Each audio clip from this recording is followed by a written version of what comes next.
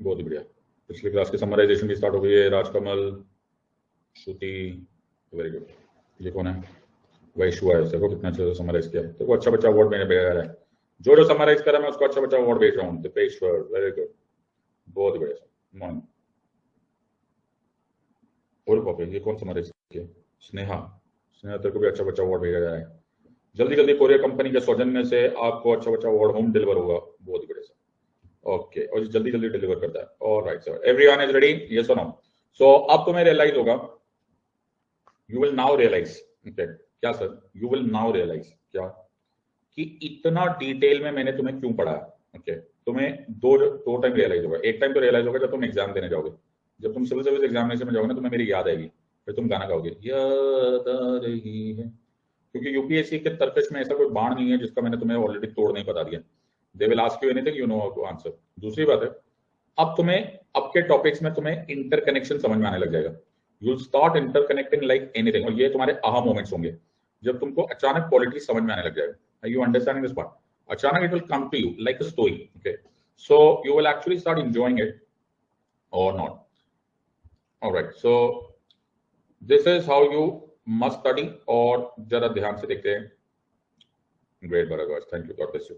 तो स्टार्ट करते हैं। अभी हम पहले करेंगे स्टेट एग्जीक्यूटिव और फिर हम स्टार्ट करेंगे state legislature in the evening class. तो अभी हम स्टार्ट करेंगे स्टेट एग्जीक्यूटिव, ठीक है सर? और मैं स्टेट एग्जीक्यूटिव भी अपने स्टाइल से पढ़ाऊंगा। क्यों सर?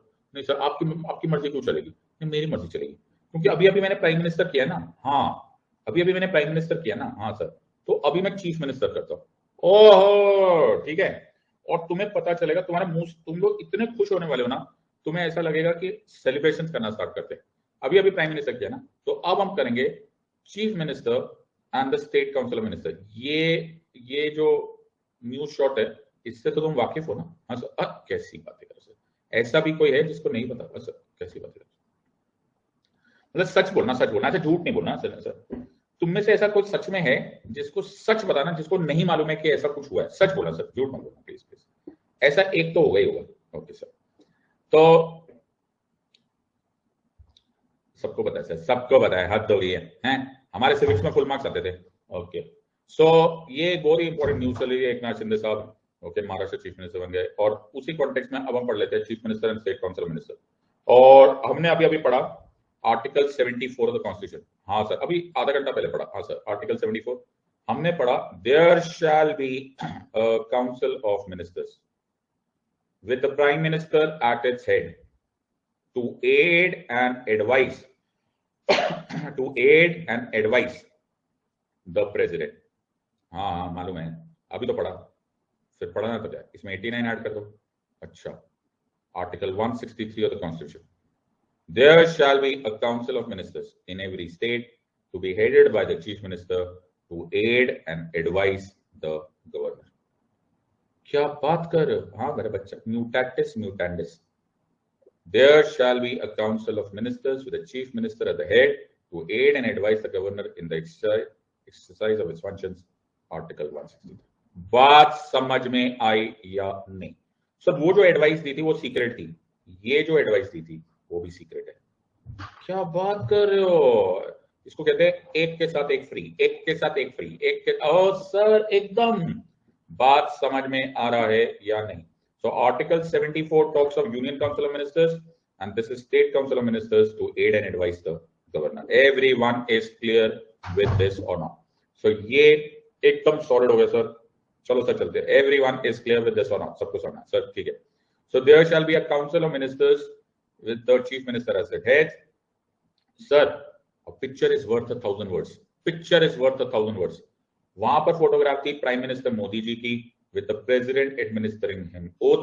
ये फोटोग्राफ है with the chief minister Yogi Adityanath साहब, जो कि उत्तर प्रदेश के ऑनरेबल चीफ मिनिस्टर है, in the presence of Uttar Pradesh governor Shri Ram Naik at that time administering oath to the chief minister।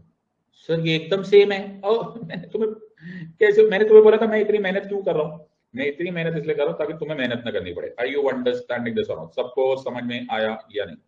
सो कहानी होगी सेम। कैसे सर? कहानी एकदम सेम है। कैसे कहानी? सो एक दिन विधानसभा So don't say Vidhan Sabha, sir. I don't like Vidhan Sabha. I came from Cambridge University. Please call it the Legislative Assembly of the state. Oh, sorry, yeah. अच्छा अंग्रेज साहब. So विधानसभा जिसे बोला जाता है, the state legislative assembly, वो एक दिन भंग हो जाएगी. भंग हो जाएगी बोले तो डिसॉल्व हो जाएगी. Are you understanding? फिर क्या होगा? फिर तुम इलेक्शंस में जाओगे. कहाँ जाएंगे? पूरी कंट्री में जाओगे. पूरी कंट्री में क्यों जाओगे? पूरे स्टेट में जाओगे ना. अच्छा, ऑब्वियसली जब स्टेट का इलेक्शन विधानसभा तो स्टेट में तो इलेक्शन होगा. Are you understanding? कंडक्ट वो इलेक्शन कमीशन ऑफ इंडिया करेगा. पूरे स्टेट को हमने छोटी छोटी कॉन्स्टिट्यूएंसीज में डिवाइड किया है. Lucknow, Kanpur, Kashi, etcetera etcetera etcetera. इन कॉन्स्टिट्यूएंसीज में तुम लोग वोटिंग करोगे. तुम लोग कौन हो? सर हम लोग है मैंगो पीपल, आम आदमी. अच्छा, सिटीजन. ओके, सबको समझ आया. तुमने वोटिंग करी, डायरेक्ट इलेक्शंस में तुमने पार्टिसिपेट किया, और जिनको तुमने चुन के भेजा है, चुन के भेजा है, उनको हम बोलेंगे विधायक. क्या बोलेंगे? राइटिंग देखो, विधायक. ओके, विधायक को ही इंग्लिश भाषा में बोलते हैं मेंबर्स ऑफ लेजिस्लेटिव असेंबलीज. फिर बनेगा वही पुराना डायग्राम. पिछली बार मैंने बनाया था सुंदर सा डायग्राम लोकसभा का, इस टाइम मैं बनाऊंगा सुंदर सा डायग्राम विधानसभा का. आर यू अंडरस्टैंडिंग दिस और नॉट? सर आपने फिर से ऑरेंज पार्टी बनानी स्टार्ट कर दी. ओके बेटा, उत्तर प्रदेश का एग्जांपल ले रहा हूं ना मैं. अच्छा, ओ समझ में आ रहा है कि नहीं? ओके, समझदार हो कि नहीं तुम? सर कभी कभी हम अखबार खोलते तभी हमें आपकी भाषा समझ में आएगी. तो बेटा मेरे जोक समझने के लिए ना तुम्हें काफी इंटेलिजेंट होना पड़ेगा. You understanding this one? So एक बार वाजपेयी साहब को इंटरव्यू में पूछा था कि वाजपेयी साहब, ऐसा सुनने में आ रहा है कि आप अपने दल में खुश नहीं है और आपका दल आपसे खुश में नहीं है, आप अपना दल बदल रहे हो. तो वाजपेयी साहब ने जवाब दिया कि मैं ना बड़ा सादा सरल इंसान हूं, मुझे ये राजनीति के दल में मत फेंको. ये समझने के लिए भी बुद्धि होनी चाहिए. आर यू अंडरस्टैंडिंग दिस और नॉट? सबको समझ में आ रहा है या नहीं? So too you should become very very sharp. तो सेम ही हो गया सर. यहाँ पर हो गया रूलिंग पार्टी और द सिंगल लार्जेस्ट पार्टी और the single largest pre poll alliance. उसका अपॉइंट होगा लीडर. लीडर को इनवाइट करेंगे कौन? सर कौन इनवाइट करेंगे? वहां पर प्रेसिडेंट है, यहाँ पर गवर्नर है. गवर्नर साहब लीडर को इनवाइट करेंगे, वो करेंगे stake a claim to form the government. Sir सबको सेम है? हाँ बेटा सबको सेम है. Stake a claim to form the government. Yes और नो? सो वो फिर यस बोलेंगे, फिर उनकी पार्टी बोलेगी हाँ ये हमारी पार्लियामेंट्री पार्टी के लीडर हैं. जो लीडर अपॉइंट किए जाएंगे उनको गवर्नर साहब इस तरह से शपथ दिलाएंगे. सर शपथ दिलाने के साथ ये अकेले थोड़ा होंगे, इनको और भी तो मिनिस्टर्स की जरूरत है. हाँ बेटा, फिर इनकी एडवाइस पर, ओहो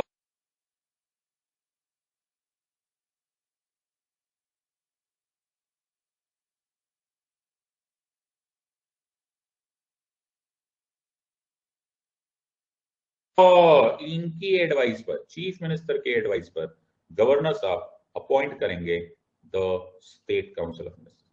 एकदम same to same. Are you understanding this और नॉट?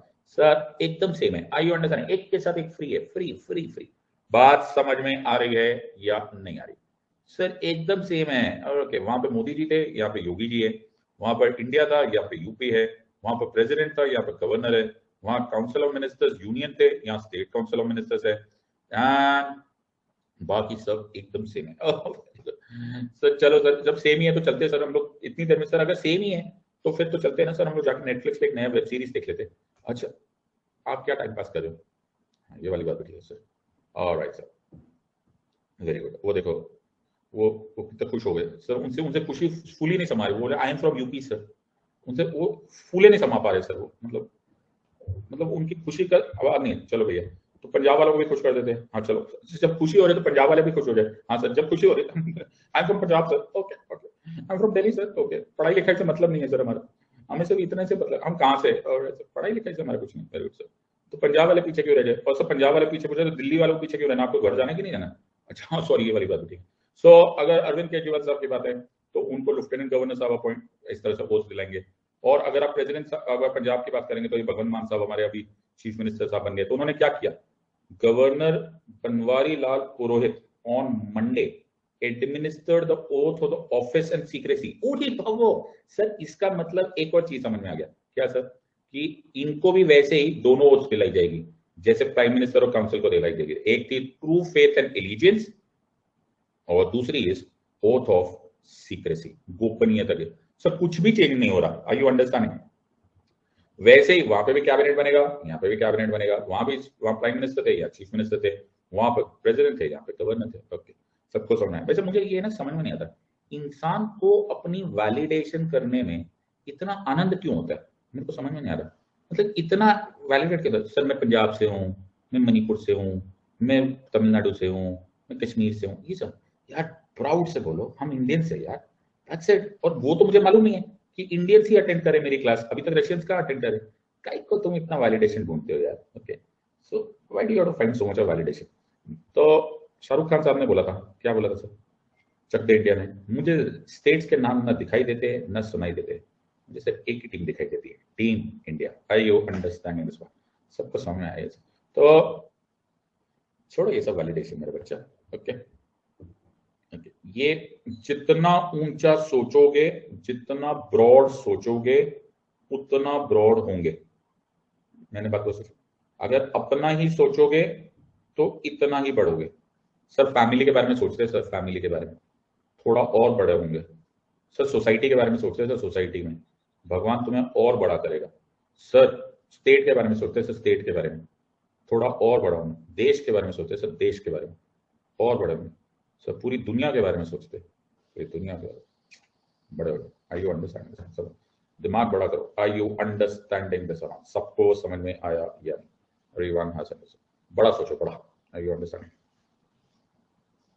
सो ये छोटी छोटी बातें मत सोचो, बड़ा सोचो, बड़ा सोचो। ओके, मैं अजल से बंदा ये इश्क हूँ, मुझे जोद कुफ्र का गम नहीं, मेरे सर को दर्द तेरा मिल गया, मुझे अब तलाशे हरम नहीं, मेरी बंदगी है वो बंदगी जो बाक़ैद दैरो हरम नहीं, मेरा एक नजर तुझे देखना बाखुदा नमाज से कम नहीं। बड़ा देखो। I you understanding this part? Think of the world. I you understanding this part? Sir सबको समझ में आया या नहीं समझ में आया? सर कौन सी ओथ दिलाओगे sir? Governor shall administer to him the oath of, governor shall administer to him the oath of office and of secrecy. I oath दिलाओगे सर? से कम नहीं। बड़ा देखो। Are you understanding this part? Think of the world. Are you understanding this part? Sir सबको समझ में आया या नहीं समझ में आया? सर कौन सी oath दिलाओगे sir? Governor shall administer to him the oath of, governor shall administer to him the oath of office and of secrecy. Are you understanding this part? सबको समझ में आया या नहीं? According to third schedule. Sir same है, same schedule है, third schedule. Okay, तो same schedule है क्या? Are you understanding this part? Think of the world. Are you understanding this part? Sir सबको समझ में आया या नहीं समझ में आया? सर कौन सी oath दिलाओगे sir? Governor shall administer to him the oath of, governor shall administer to him the oath of office and of secrecy. Are you understanding this part? सबको समझ में आया या नहीं? According to third schedule. Sir same है, same schedule है, third schedule. Okay, तो same schedule है। क्या शेड्यूल है sir? Same schedule.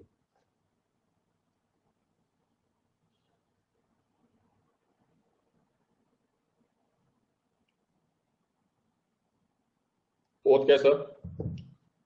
I do swear in the name of God, solemnly affirm that I will bear true faith and allegiance to the Constitution of India. और इसी में oath of secrecy भी ली जाएगी, गोपनीयता जैसा बोलते हैं सर, गोपनीयता। ओके, ये सेम है सर। क्या है? I will not directly or indirectly communicate or reveal to any person or person any matter which shall be brought under my consideration. ये एकदम सही है। Are you understanding this or not? सबको sir same है, एकदम सही है। और ये वही है, शेड्यूल भी सेम ही है, थर्ड शेड्यूल में से लिया गया, तो कोई मिक्सचर मत करना। आर यू अंडरस्टैंडिंग दिस और नॉट? सबको समझ में आ रहा है या नहीं? सर एक प्रॉब्लम और है क्या सर? एक प्रॉब्लम और है क्या सर? सर आपने बोला था union council of ministers occupy office at the pleasure of the president.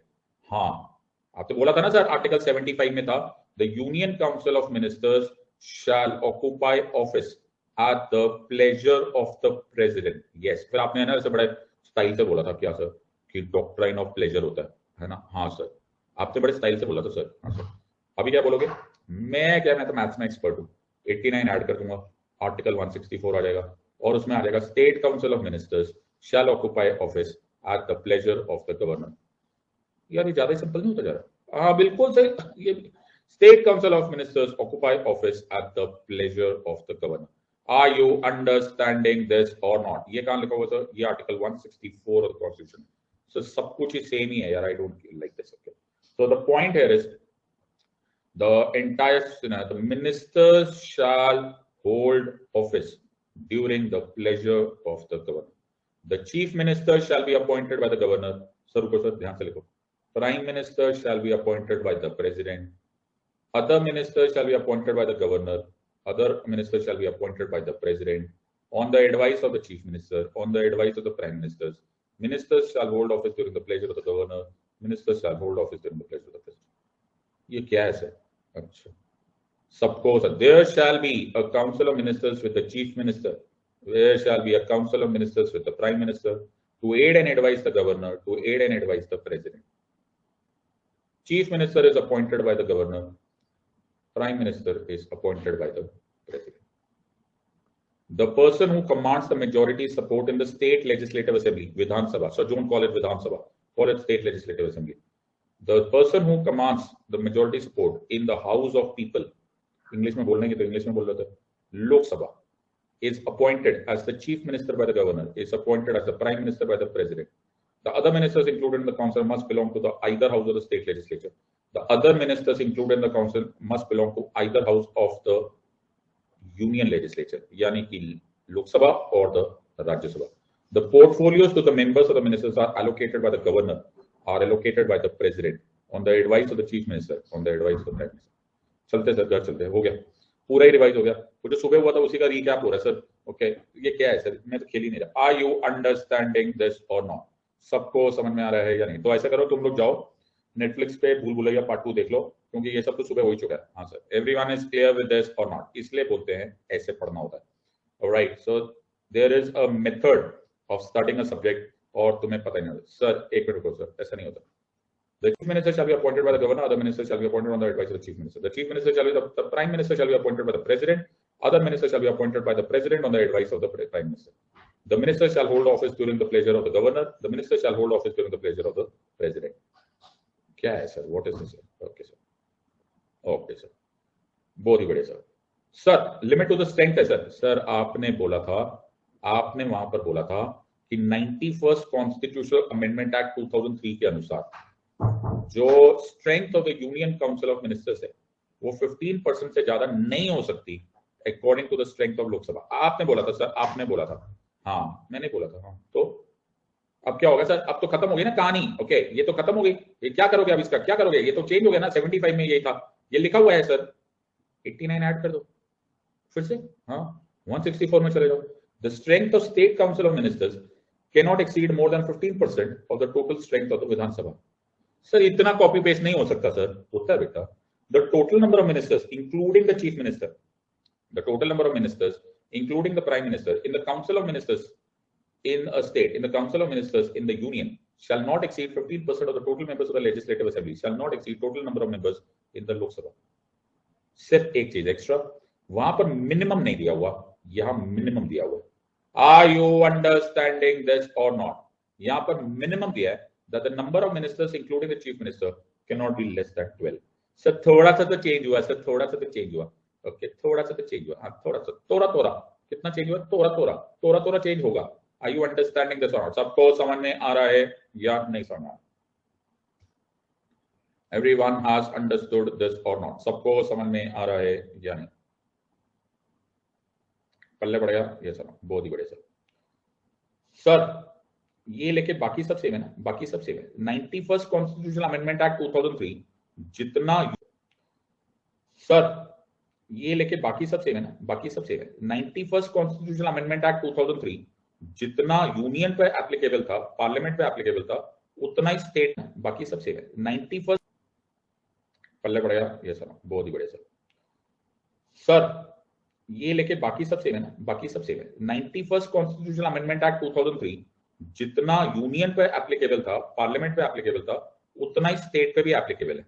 क्या बात कर रहे हो सर? सेम थोड़ा ना होता. हाँ बेटा, वहां पे था आर्टिकल 75, यहाँ पर है आर्टिकल 164. 89 का formula. The total number of ministers including the chief minister, the council of ministers in the state shall not exceed 15% of the total number of members of the legislative assembly of the state. सिर्फ याद रखना कि ये minimum 12 है. Are you understanding? Sir अपन बढ़ा देंगे, अपन बढ़ा देंगे. अपन को नहीं डर लगता, अपन चीफ मिनिस्टर है, अपन बढ़ा देंगे. अपन को नहीं डर. अपन 16% कर रहा है. जाओ क्या कर लोगे यार? तुम ऐसी ऐसी बातें मत करो यार, दिल मत थोड़ा करो सर. सर अगर ये ऐसा हो गया, ओके, अगर ये ऐसा हो गया तो उनको 6 महीना मिलेगा इसको करेक्ट करने के लिए. और अगर उन्होंने 6 महीना नहीं करेक्ट किया, then the speaker can take disciplinary action. ओहो, आर यू अंडरस्टैंडिंग दिस और नॉट? सबको समझ में आया या नहीं? Everyone has understood this part. So ये अच्छा हुआ सर, चलो हम सुधर गए. Everyone has understood this part. Okay, बहुत ही बढ़िया sir. So the entire situation here is okay, the situation, तो यहाँ पे क्या है, अगर तुमने एक्सीड कर दिया, अगर तुमने एक्सीड किया, that where the total number of ministers including the chief, okay, the situation has understood this part. Okay, बहुत ही बढ़िया sir. So the entire situation here is okay, the situation, तो यहाँ पे क्या है, अगर तुमने एक्सीड कर दिया, अगर तुमने एक्सीड किया, that where the total number of ministers including the chief minister and the council of ministers in any state after the 91st amendment exceeds the 15% members, okay, तो उसको 6 महीना मिलेगा from that day, okay, जब तुमसे गलती हुई। ये पहले नहीं था, ये 2004 में प्रेसिडेंट साहब ने एक नोटिफिकेशन निकाला था कि तुम्हें 6 महीना मिलेगा इसे करेक्ट करने के लिए। ये ज्यादातर लोगों को मालूम नहीं, सो ये मैंने एग्जैक्टली नोटिफिकेशन नंबर लिखा हुआ है, विच इज एप्लीकेबल फ्रॉम 2004। तो यूपीएससी कभी कभी ऐसा डेंजरस क्वेश्चन पूछ लेती है कि क्या करोगे अगर ये 15% एक्सीड करेगा, या ये 15% एक्सीड करने के बाद क्या आपको करेक्टिव टाइम पीरियड मिलता है या नहीं। दिस इज टॉपर मटेरियल, ये सबके बस का है नहीं। ओके सर, छोड़ो सर सबके बस का, हमारे कंपटीशन को तो 91st कॉन्स्टिट्यूशनल अमेंडमेंट एक्ट 2003 पता चल गया ना, तो आज का रात का खाना तुम खिला देना उसको। ओके, और ये पता चल जाने के लिए ना सर पढ़ना पड़ता है, लेकिन 2004 की ये नोटिफिकेशन तुम्हें टॉपर बना देगी कि तुम्हें 6 महीना मिलता है टू करेक्ट द नंबर अगर तुम्हारा नंबर एक्सीड हो गया तो। Okay, everyone has understood this और नॉट? सबको समझ में आ रहा है या नहीं? एवरीवन हैज अंडरस्टूड, सबको समझ में आ रहा है? अरे मैं पूछूं, देखो कितना टाइम लगा, 20 मिनट हुए, 20 मिनट से 20 मिनट में तुम्हारा पूरा का पूरा chief minister, state council of minister practically खत्म हो रहा है, 10 मिनट बाद खत्म ही हो जाएगा। Are you understanding? इसीलिए सब्जेक्ट को ढंग से पढ़ा करो, वो पढ़ो जिससे बाकी सब कनेक्ट हो जाए। Are you understanding this part? Sir sir sir sir term अलग होगा, टर्म अलग होगा, टर्म कोई अलग नहीं होगा। The council of minister holds his office during the pleasure of the governor. The council of ministers in the union holds his office during the pleasure of the president. It has no fixed term of office. Obviously, it has not. The term of the Council of Ministers depends on support of the majority members of the Legislative Assembly. The term of the Council of Ministers depends upon the support of the majority members of the Lok Sabha. If it loses the majority in the Legislative Assembly, if it loses the majority in the Lok Sabha, it has to resign. The governor may also remove, the president may also remove a minister from the Council of Ministers on the advice of the Prime Minister. Sir, ये सब हमने पढ़ा हुआ है। Doctrine of pleasure. Oh, collective responsibility. Oh, sink or swim together. Yes or no? सबको समझ में आया या नहीं? In the State Council of Ministers, there are 3 categories of ministers: cabinet ministers, ministers of state, and deputy ministers. Sir, वहां भी था cabinet ministers, ministers of state, and deputy ministers. Minister of state यहाँ पे भी 2 parts में divided हो जाता है, MOSIC and MOS। तो सर सब कुछ ही सेम है, like that of the union council. Sir हमने खेल रहे सब कुछ सेम है। इतनी देर में मैं भूल भुलैया पार्ट 2 सेकंड टाइम देख सकता था। Very good. So the term is absolutely same, collective responsibility is absolutely same. क्या याद रखोगे? The state council of ministers is collectively responsible to the Vidhan Sabha, collectively responsible to the Vidhan Sabha. So don't say Vidhan Sabha. We came from Oxford University. बोलो Legislative Assembly of the state. Okay, accent में बोला करो। Okay, everyone has understood this or not? सबको समझ में आ रहा है या नहीं? Everyone has understood this or not? सबको पल्ले पड़ा? So State Council of Ministers is collectively responsible to the Vidhan Sabha or the Legislative Assembly of the state. Everyone is clear? सबको समझ में आ रहा है या नहीं? पल्ले पड़ा या नहीं? We also sink or swim. Everyone is clear? सबको समझ में आ रहा है या नहीं? पल्ले पड़ा या नहीं? We also sink or swim together. So सब कुछ ही सेम है। चलो यार चलते यार, वो तो मजा ही किरकिरा हो गया। इतना इजी थोड़ा करना होता है सब्जेक्ट को, हमें घर वालों को जवाब भी देना होता है। घर वालों को लगता है पॉलिटी सबसे टफ है, यूपीएससी वर्ल्ड की टफेस्ट एग्जाम है, इतना आसान थोड़ा कर देना होता है।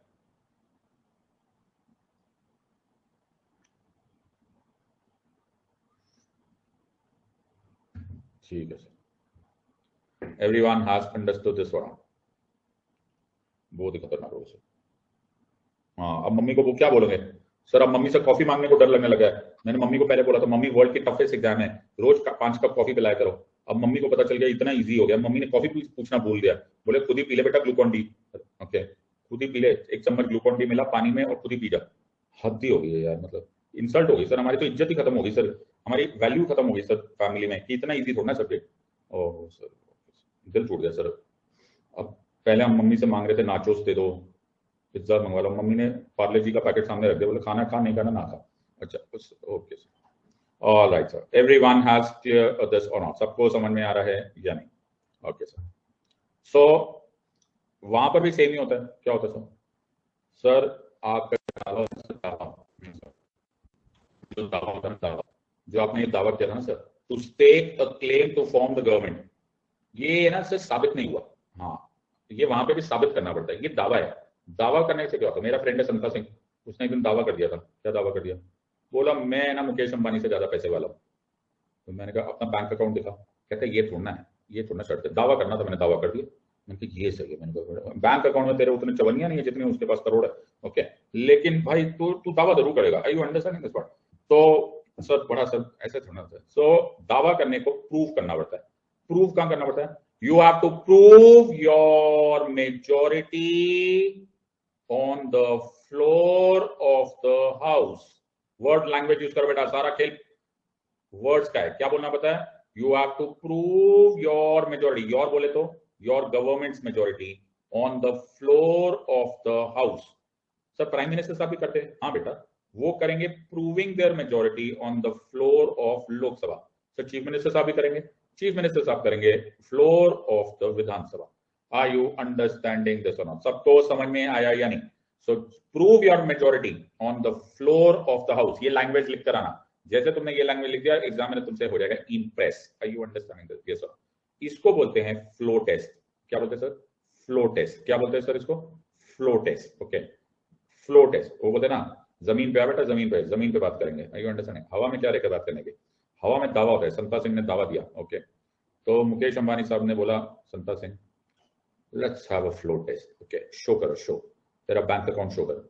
संता सिंह दिखिया ही नहीं, ओके, तब से निकला हुआ अभी तक मिला नहीं मेरे को, मैं उसको ढूंढ रहा हूँ, मिल ही नहीं रहा। क्यों? क्योंकि सर समझ में आ रहा है कि नहीं आ रहा है? Everyone has understood this part. तो दावा करने से क्या होता है? देखें जरा किसमें कितना है दम। Are you understanding this not? So the idea here is it is a constitutional mechanism under which the chief minister, sir बदलो ना, सेम चीज, prime minister has to prove the majority on the floor of the legislative assembly, has to prove its majority on the floor of Lok Sabha. And if the CM fails to prove his majority, if the PM fails to prove his majority, he will have to step down. He will have to step down. Are you understanding this or not? सबको समझ में आ रहा है या नहीं? Everyone has understood. States में खासकर ये बड़ी मेजर दुख होता है। क्यों? क्योंकि स्टेट्स में, राज्यों में एक डर होता है। मेरी बात ध्यान सुनो, लोकसभा में थोड़ा डर कम होता है। क्यों? लोकसभा में अगर तुम्हारे पास मेजोरिटी ना आई, हाँ सर, तो ज्यादा घबराने का नहीं। अच्छा, प्रेसिडेंट हाउस जाने का और रिजाइन कर देने का। अच्छा, फिर सुनते जाओ बेटा, ध्यान से सुनो। और प्रेसिडेंट साहब क्या करेंगे? प्रेसिडेंट साहब हो सकता है किसी सेकंड लीडर को मौका दे दे। भैया green party, purple party, red party, किसी के पास दम है क्या? तुम मेजोरिटी प्रूव कर सकते हो कि नहीं? तो मैं तुम्हें प्राइम मिनिस्टर अपॉइंट कर देता हूं। फिर वो कोशिश करेंगे, और अगर वो सब कुछ नहीं हुआ, कोई भी नहीं सक्सेसफुल है, सभी सर कोई पास नहीं हुआ फ्लो टेस्ट, तो प्रेसिडेंट साहब मिड टर्म पोल अनाउंस कर देंगे कि भैया नालायक है, कोई नहीं पास हो रहा, लोकसभा डिसॉल्व हो गई और मेरे को नया इलेक्शन को इस टाइम पर अनाउंस करना पड़ेगा। हो बड़ा बुरा हुआ। लेकिन सिचुएशन ये है कि राज्यों में एक और डर होता है। राज्यों में क्या डर होता है? स्टेट्स में, अगर स्टेट्स में ऐसी कोई हालात आ गई कि गवर्नर को ऐसा लगे, गवर्नर को लगे कि किसी पार्टी के पास मेजॉरिटी नहीं है, अभी लगे तो गवर्नर साहब without even asking the chief minister, okay, Vidhan Sabha को डिसॉल्व कर सकते हैं। अरे बाप रे! या और उस स्टेट में प्रेसिडेंट रूल लग सकता है। क्या बात कर रहे हो? इसीलिए गवर्नर साहब एक मौका देते हैं। ओके, एक केस था जो मैं थोड़ा टाइम बाद इमरजेंसी का टाइम पढ़ाऊंगा, उस केस को बोलते हैं SR Bommai case. SR Bommai case में 1993 में सुप्रीम कोर्ट ने बोला था कि गवर्नर साहब को एक मौका जरूर देना चाहिए to the chief minister to prove his majority, क्योंकि आपके लगने पर, आपके थॉट प्रोसेस पर किसी भी जगह पर प्रेसिडेंट रूल नहीं लगना चाहिए। तो खासकर जब मिली जुली सरकारें होती है, जिसे कोएलिशन टाइप ऑफ गवर्नमेंट बोलती है, जहां पर क्लियर नहीं होता, we are not very sure, we are not very clear whose majority it is, जैसे महाराष्ट्र में हुआ, तो गवर्नर साहब इसको इंश्योर कर सकते हैं कि सही बताओ तुम्हारे पास मेजोरिटी है भी कि नहीं है. So the governor may ask the chief minister to prove his majority, otherwise he will dissolve the Vidhan Sabha. So जैसे तुमने ये नोटिस किया तो ये जुलाई 4, 2022 के, अब तुम्हें समझ में आ रहा है कैसे पढ़ना होता है, सब्जेक्ट को समझना कैसे होता है. So Eknath Shinde led Maharashtra government wins floor test in state assembly. Are you understanding this or not? तो 288 मेंबर्स का हाउस है, 164 शिंदे साहब के फेवर में हो गए, 99 अगेंस्ट हो गए. दोज इन फेवर से आई, दोज अगेंस्ट से नो. जीत गए भैया, फ्लोर टेस्ट आप जीत गए. आर यू अंडरस्टैंडिंग दिस और नॉट? सबको समझ में आया या नहीं? यानी कि कौन रहा सर, गवर्नमेंट रही. Are you understanding? ऐसा पढ़ते सब्जेक्ट को, पल्ले पड़ा या नहीं? Everyone has understood this one. ऐसा सब्जेक्ट समझा करो. Okay, absorb the subject. ये पॉलिटी सब्जेक्ट है, ये रटने वाली चीज नहीं है, ये शायरी है, इसको समझना पड़ता है, एब्जॉर्ब करना पड़ता है. Are you understanding this one? So मुअम्मा है ये, ना समझने का ना समझाने का. जिंदगी क्या है, एक ख्वाब है अनजाने का. ओह सर, बहुत Everyone has understood this part. सबको समझ में आ रहा है या नहीं? समझो उस पॉइंट को. सो शिंदे साहब को बोला गया, महाराष्ट्र के गवर्नर साहब ने, कि आप अपना फ्लोर टेस्ट करवाइए और देखिए आपका मेजोरिटी है. शिंदे साहब ने बोला देखो मैं फ्लोर टेस्ट कर रहा हूं और मैं जीत गया, यानी कि माजी गवर्नमेंट बरकरार है. Okay everyone, it shall continue. Are you understanding this और नॉट? सबको समझ में आ रहा है या नहीं है? तो इसका ऑपोजिट भी हो सकता है, मतलब ऑपोजिशन मेंबर जब एग्जिस्टिंग सरकार होगी उसके खिलाफ भी टेस्ट करवा सकती है. जैसे थोड़ी देर पहले एकनाथ शिंदे साहब ने उद्धव ठाकरे साहब की सरकार को नो ट्रस्ट या नो कॉन्फिडेंस मोशन से चैलेंज करने का भी सोचा था. अरे हाँ sir, so it is likely to bring a no confidence motion. काय को ये सब हो रहा है? काय को नहीं हो रहा मेरा बच्चा, यही होना होता है. Democracy is nothing else but majority rule. Are you understanding this और नॉट? इस खेल का नाम ही मेजोरिटी रूल है. Are you understanding? जिसके पास मेजोरिटी उसके पास सरकार. जब तक है मेजोरिटी तब तक है सरकार. आर यू अंडरस्टैंडिंग दिस और नॉट? सबको समझ में आ रहा है या नहीं? Everyone has understood this. पल्ले पड़ा या नहीं? Everyone is clear with this और नॉट? तो आई होप मैं जिस तरह से पढ़ा रहा हूं, आई होप तुम्हें ये subject in and out absorb हो रहा है. You are really able to understand the subject. Okay, किताबें बहुत है, पीडीएफ बहुत है, कोई सब्जेक्ट को समझाता नहीं है, समझता नहीं है, that is why तुम्हें लगता है. Okay, so this is the entire context of understanding. अभी भी अगर नहीं समझोगे तो तुम्हारे पास एक चॉइस है. क्या बात करो? हाँ, एक तरीका है. अगर तुम्हें अभी भी नहीं समझ में आया तो तुम पोगो देखो, उस पे आ रहा है छोटा भीम. क्या उस पे छोटा भीम का बैक टू बैक 3 एपिसोड्स आएंगे और वो बहुत टफ एपिसोड्स है, उनको देखो. पहले वहां से समझना स्टार्ट करो. सर हद्दी हो गई sir. Okay, alright sir, everyone has understood this one. जो चीजें हमने यूनियन में पढ़ी थी जैसे एंटी डिफेक्शन. हाँ सर, सो जो एंटी डिफेक्शन है, ओके, चीजें हमने यूनियन में, पहले वहां से समझना स्टार्ट करो. सर हद्दी हो गई sir. Okay, alright sir, everyone has understood this one. जो चीजें हमने यूनियन में पढ़ी थी जैसे एंटी डिफेक्शन. हाँ सर, ओके, और इनका बैक टू बैक 3 एपिसोड्स आएंगे और वो बहुत टफ एपिसोड्स है, उनको देखो. पहले वहां से समझना स्टार्ट करो. सर हद्दी हो गई sir. Okay, alright sir, everyone has understood this one. जो चीजें हमने यूनियन में पढ़ी थी जैसे एंटी डिफेक्शन. हाँ सर, सो जो एंटी डिफेक्शन है, ओके, वो आर्टिकल 102 ऑफ द कॉन्स्टिट्यूशन में. So article 102 of the constitution में यूनियन लेवल पर, पार्लियामेंट के लेवल पर डिफेक्शन है. यस और नो? नाउ सेम चीज में 89 ऐड करो एंड आर्टिकल 191 पर आ जाओ. आर्टिकल 191 पर, ओके, आर्टिकल 191 पर you will have a member of the legislative assembly. Sir change कर दो sir, a member of the legislative assembly. वहां पर क्या है? लोकसभा. ओके, और either house of the legislature of the state, Rajya Sabha of a state having a legislative council. तो हर एक में legislative council नहीं होता. belonging to any political party is disqualified for being a member of that house under paragraph number 2 of the 10th schedule. यानी कि anti defection. लोगों को anti defection से इतना डर क्यों लगता है? लोगों को एंटी डिफेक्शन से इसलिए डर लगता है बिकॉज वो सिर्फ उसी टाइम हाउस से नहीं जाएंगे, उनको मिनिस्टरशिप से भी डिस्क्वालिफिकेशन हो जाएगी। और मैंने तुम्हें एब्सोल्युटली ये बात बताया था कि मिनिस्टर होना as an individual people really want to do it. So anti defection is the one जिससे सब लोग डर लगता है, जो कि थोड़े टाइम पहले यहाँ पे भी बातचीत हो रही थी एंड थैंकफुली हुआ नहीं। एक और बात सर आपने बताई थी, वहां पे आपने बताया था आर्टिकल 75 में जब आप प्राइम मिनिस्टर बन रहे हो तो कोई नेसेसिटी नहीं है कि आप मेंबर ऑफ लोकसभा हो, कोई नेसेसिटी नहीं हो आप मेंबर ऑफ राज्यसभा हो, कोई नेसेसिटी नहीं है कि आप मेंबर ऑफ पार्लियामेंट भी हो। आपको 6 महीना मिलता है to become either of these members. हाँ, तो कभी कभी ऐसा होता है, जैसे दीदी बंगाल में हार गई थी, हाँ इलेक्शन हार गई थी सर, लेकिन उनको फिर भी चीफ मिनिस्टर बना दिया गया। क्यों बना दिया गया? क्योंकि 6 महीना मिलेगा। पुष्कर सिंह धामी साहब उत्तराखंड में, ओके, वो अपना चुनाव हार गए थे लेकिन उनको चीफ मिनिस्टर बना दिया गया। ओके, उनके पास मौका है कि उनको 6 महीना दोबारा मिलेगा स्टेट लेजिस्लेचर का पार्ट बनने का, चाहे विधानसभा का चाहे विधान परिषद का। सर कैसे बनेगा? देखो अलग अलग तरीके, विधान परिषद में तो ऐसे ही आ जाओगे, ओके, बिकॉज वो तो बहुत सारे नॉमिनेशन, बहुत इनडायरेक्ट इलेक्शन होता है, हो जाता है। विधानसभा में कभी कभी बाइपोल होता है, ओके, जैसे एक्स सीट पे कोई बंदा जीत गया हो, एबीसी जीत गया हो और मैं चीफ मिनिस्टर हूँ। क्या आप चीफ मिनिस्टर? हाँ, पर मैं चुनाव हार गया। कैसे हार गए सर? ऐसे थोड़े बहुत होते हैं नालायक लोग जो चलते हैं मुझसे, उन्होंने मेरे को वोटिंग नहीं करी, लेकिन चीफ मिनिस्टर तो अपन बनेगा ना। अच्छा, फिर क्या हुआ? जलने वाले थे, जलने वाले तो जलते रहेंगे। तो क्या हुआ?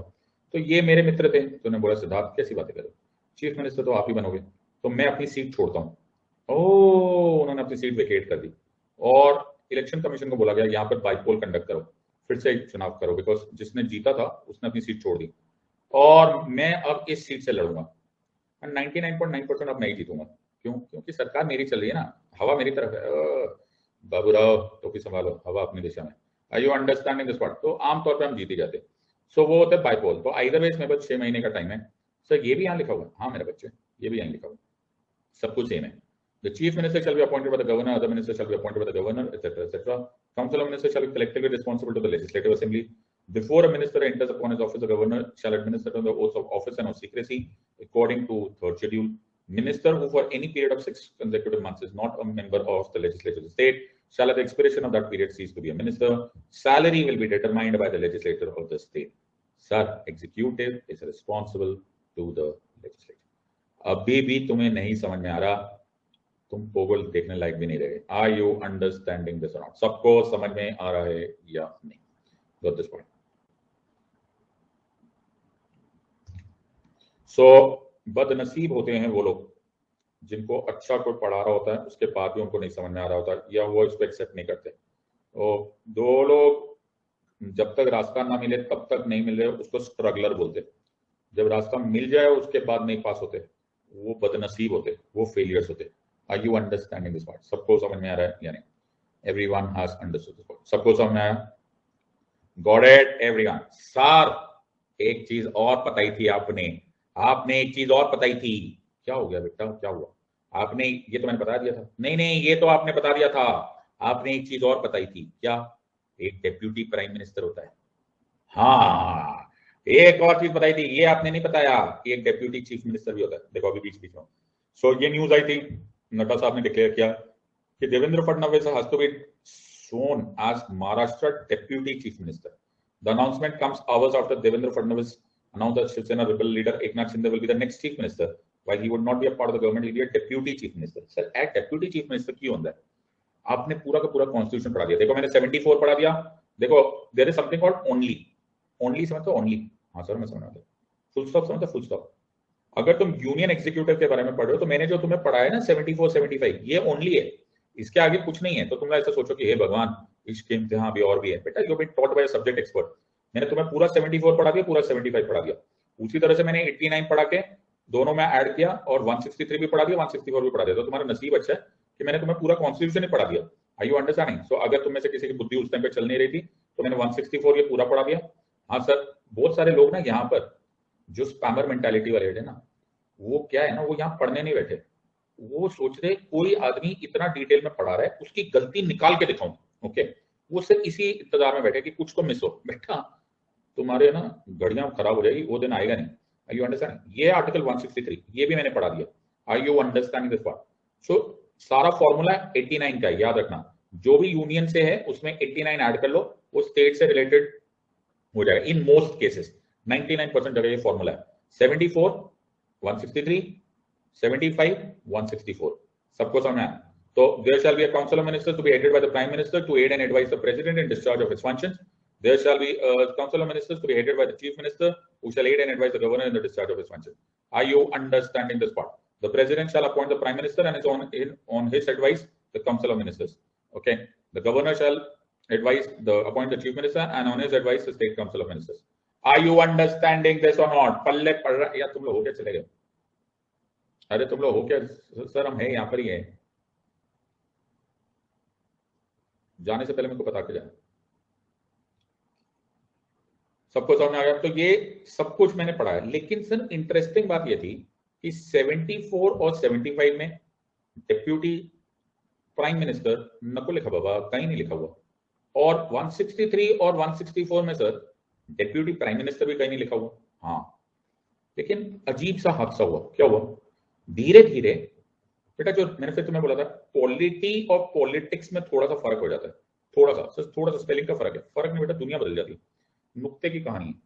सो क्या हो जाता है, कभी कभी मिली जुली सरकारों में खुश रखना पड़ता है। सो एज अ पॉलिटिकल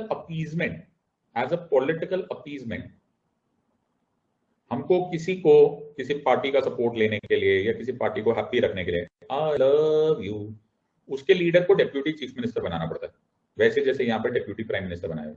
तो एक दिन एक हादसा हो गया। क्या हो गया सर? हादसा बताऊं? हादसा सो 1990 में वीपी सिंह साहब की जब सरकार चल रही थी तो वेंकटरमन साहब ओथ दिला रहे थे, तो उन्होंने ओथ दिलाई वीपी सिंह साहब को, वो बन गए प्राइम मिनिस्टर। थोड़ी देर बाद चौधरी देवीलाल साहब की बारी आई, तो चौधरी देवीलाल साहब के सामने तो ऐसे होती है ओथ, तो मैंने दिलवाने आती है, देखिए तुमने कभी? सर हम टीवी नहीं देखते सर, हम भूल भुलैया पार्ट 2 देखते रहते हैं, या सर इंस्टाग्राम पे वीडियो डाउनलोड करने और अपलोड करने में टाइम लग जाता है सर, कौन देखे? कभी देखना शपथ ग्रहण सेरेमनी, उसमें क्या होता है, जो प्रेसिडेंट साहब होते हैं या गवर्नर साहब होते हैं वो बोलते हैं और तुम उसको रिपीट करते हो। I you understanding this part? So मैं बोलूंगा I shall bear true faith and allegiance, I, तो तुम अपना नाम बोलोगे, shall bear true faith and allegiance to the constitution, तुम भी बोलोगे shall bear true faith and allegiance, जिसको हिंदी में बोलना हो हिंदी में बोल सकते हो। अब क्या हुआ, वेंकटरमन साहब जो हमारे प्रेसिडेंट साहब थे, उन्होंने बोला चौधरी देवीलाल साहब के लिए, he was a great leader, huge man from Haryana, उन्होंने बोला आई, तो उन्होंने बोला आई चौधरी देवीलाल, और हिंदी में बोले थे, तो उन्होंने बोला I shall bear true faith and allegiance to the constitution of India, तो and shall be appointed as a minister. तो जब वो मिनिस्टर बोल रहे थे तो चौधरी देवीलाल साहब ने बोला, उन्होंने मंत्री नहीं बोला, उन्होंने बोला उप प्रधानमंत्री। क्या? उप प्रधानमंत्री। अपनी स्पीच लेते लेते उन्होंने, अपनी ओथ लेते लेते उन्होंने बोला उप प्रधानमंत्री। तो प्रेसिडेंट साहब ने चौधरी देवीलाल साहब की तरफ देखा, बोला कि ये आप क्या बोल रहे हैं, ये उप प्रधानमंत्री नाम की कोई ओथ ही नहीं है, ओथ मिनिस्टर की है। लेकिन चौधरी देवीलाल साहब ने उप प्रधानमंत्री बोला।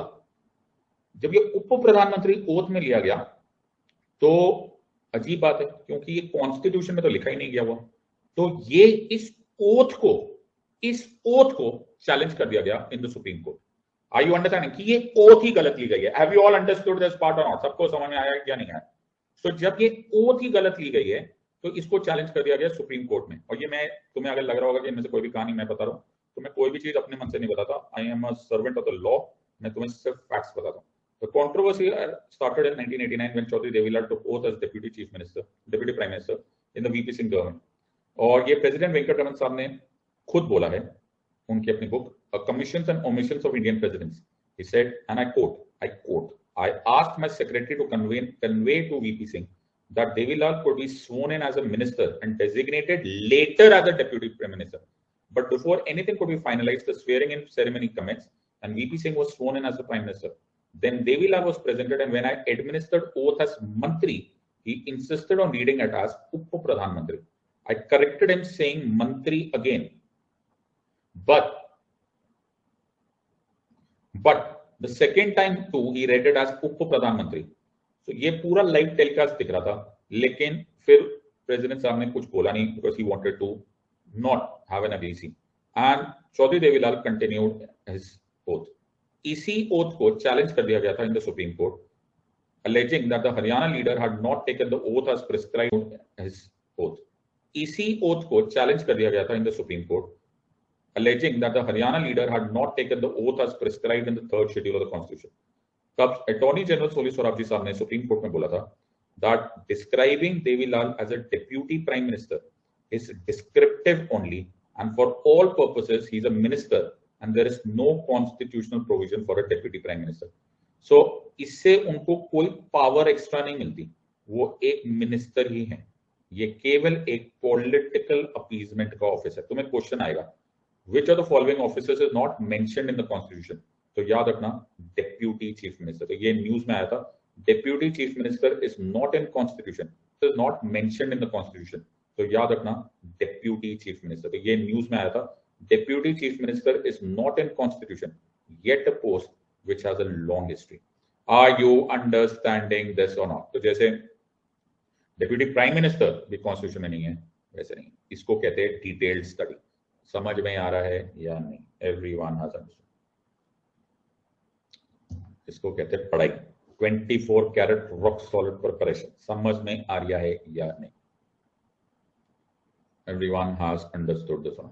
सो डेप्यूटी चीफ मिनिस्टर भी एक ऐसी पोजीशन है, एंड ये भी everyone has understood this one. सबको समझ में आ रहा है या नहीं? इसके आगे chief minister and state council of ministers में वही है जो प्राइम मिनिस्टर में. क्या है सर? सेम. क्या सर सेम मतलब क्या होता है? What do you mean by same? He is the real head executive. He is the real executive at the level of the state. क्या बात कर रहे हो? He is the real executive at the level of the state. Prime minister is the real head executive at the level of the union, and the chief minister is the real head executive at the level of the state. Indian Constitution defines Chief Minister as the electoral head of the Council of Ministers in the state. Governor is the head of the state. Chief Minister is the head of the government. Are you understanding this or not? He's the ceremonial head, he's the real head. And the Chief Minister looks after day-to-day functioning. He is always assisted by the Council of Ministers. He is administered oath by the governor, लेकिन बाकी सारी powers इनके पास ही है. He exercises the executive power of the state government.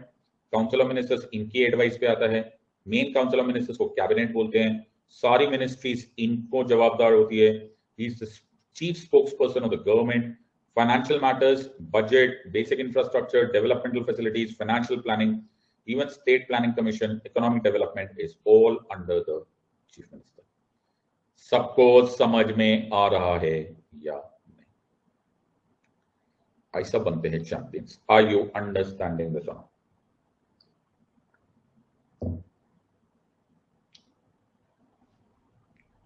God हेड, yes. तो इसी खुशी में हमारा हो गया है चीफ मिनिस्टर खत्म. बहुत ही बढ़िया सर, कुछ भी नहीं रहा.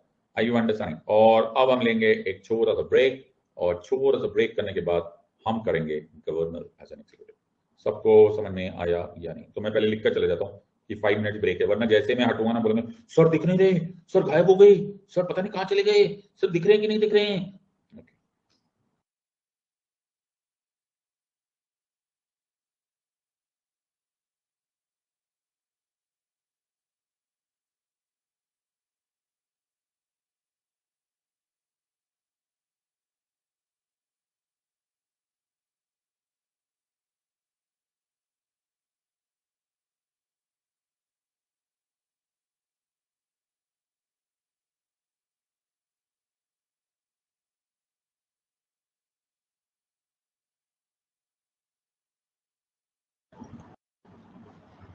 दुनिया का मैं तुम्हें सबसे बड़ा तरीका बताता हूँ दुनिया पे राज करने का.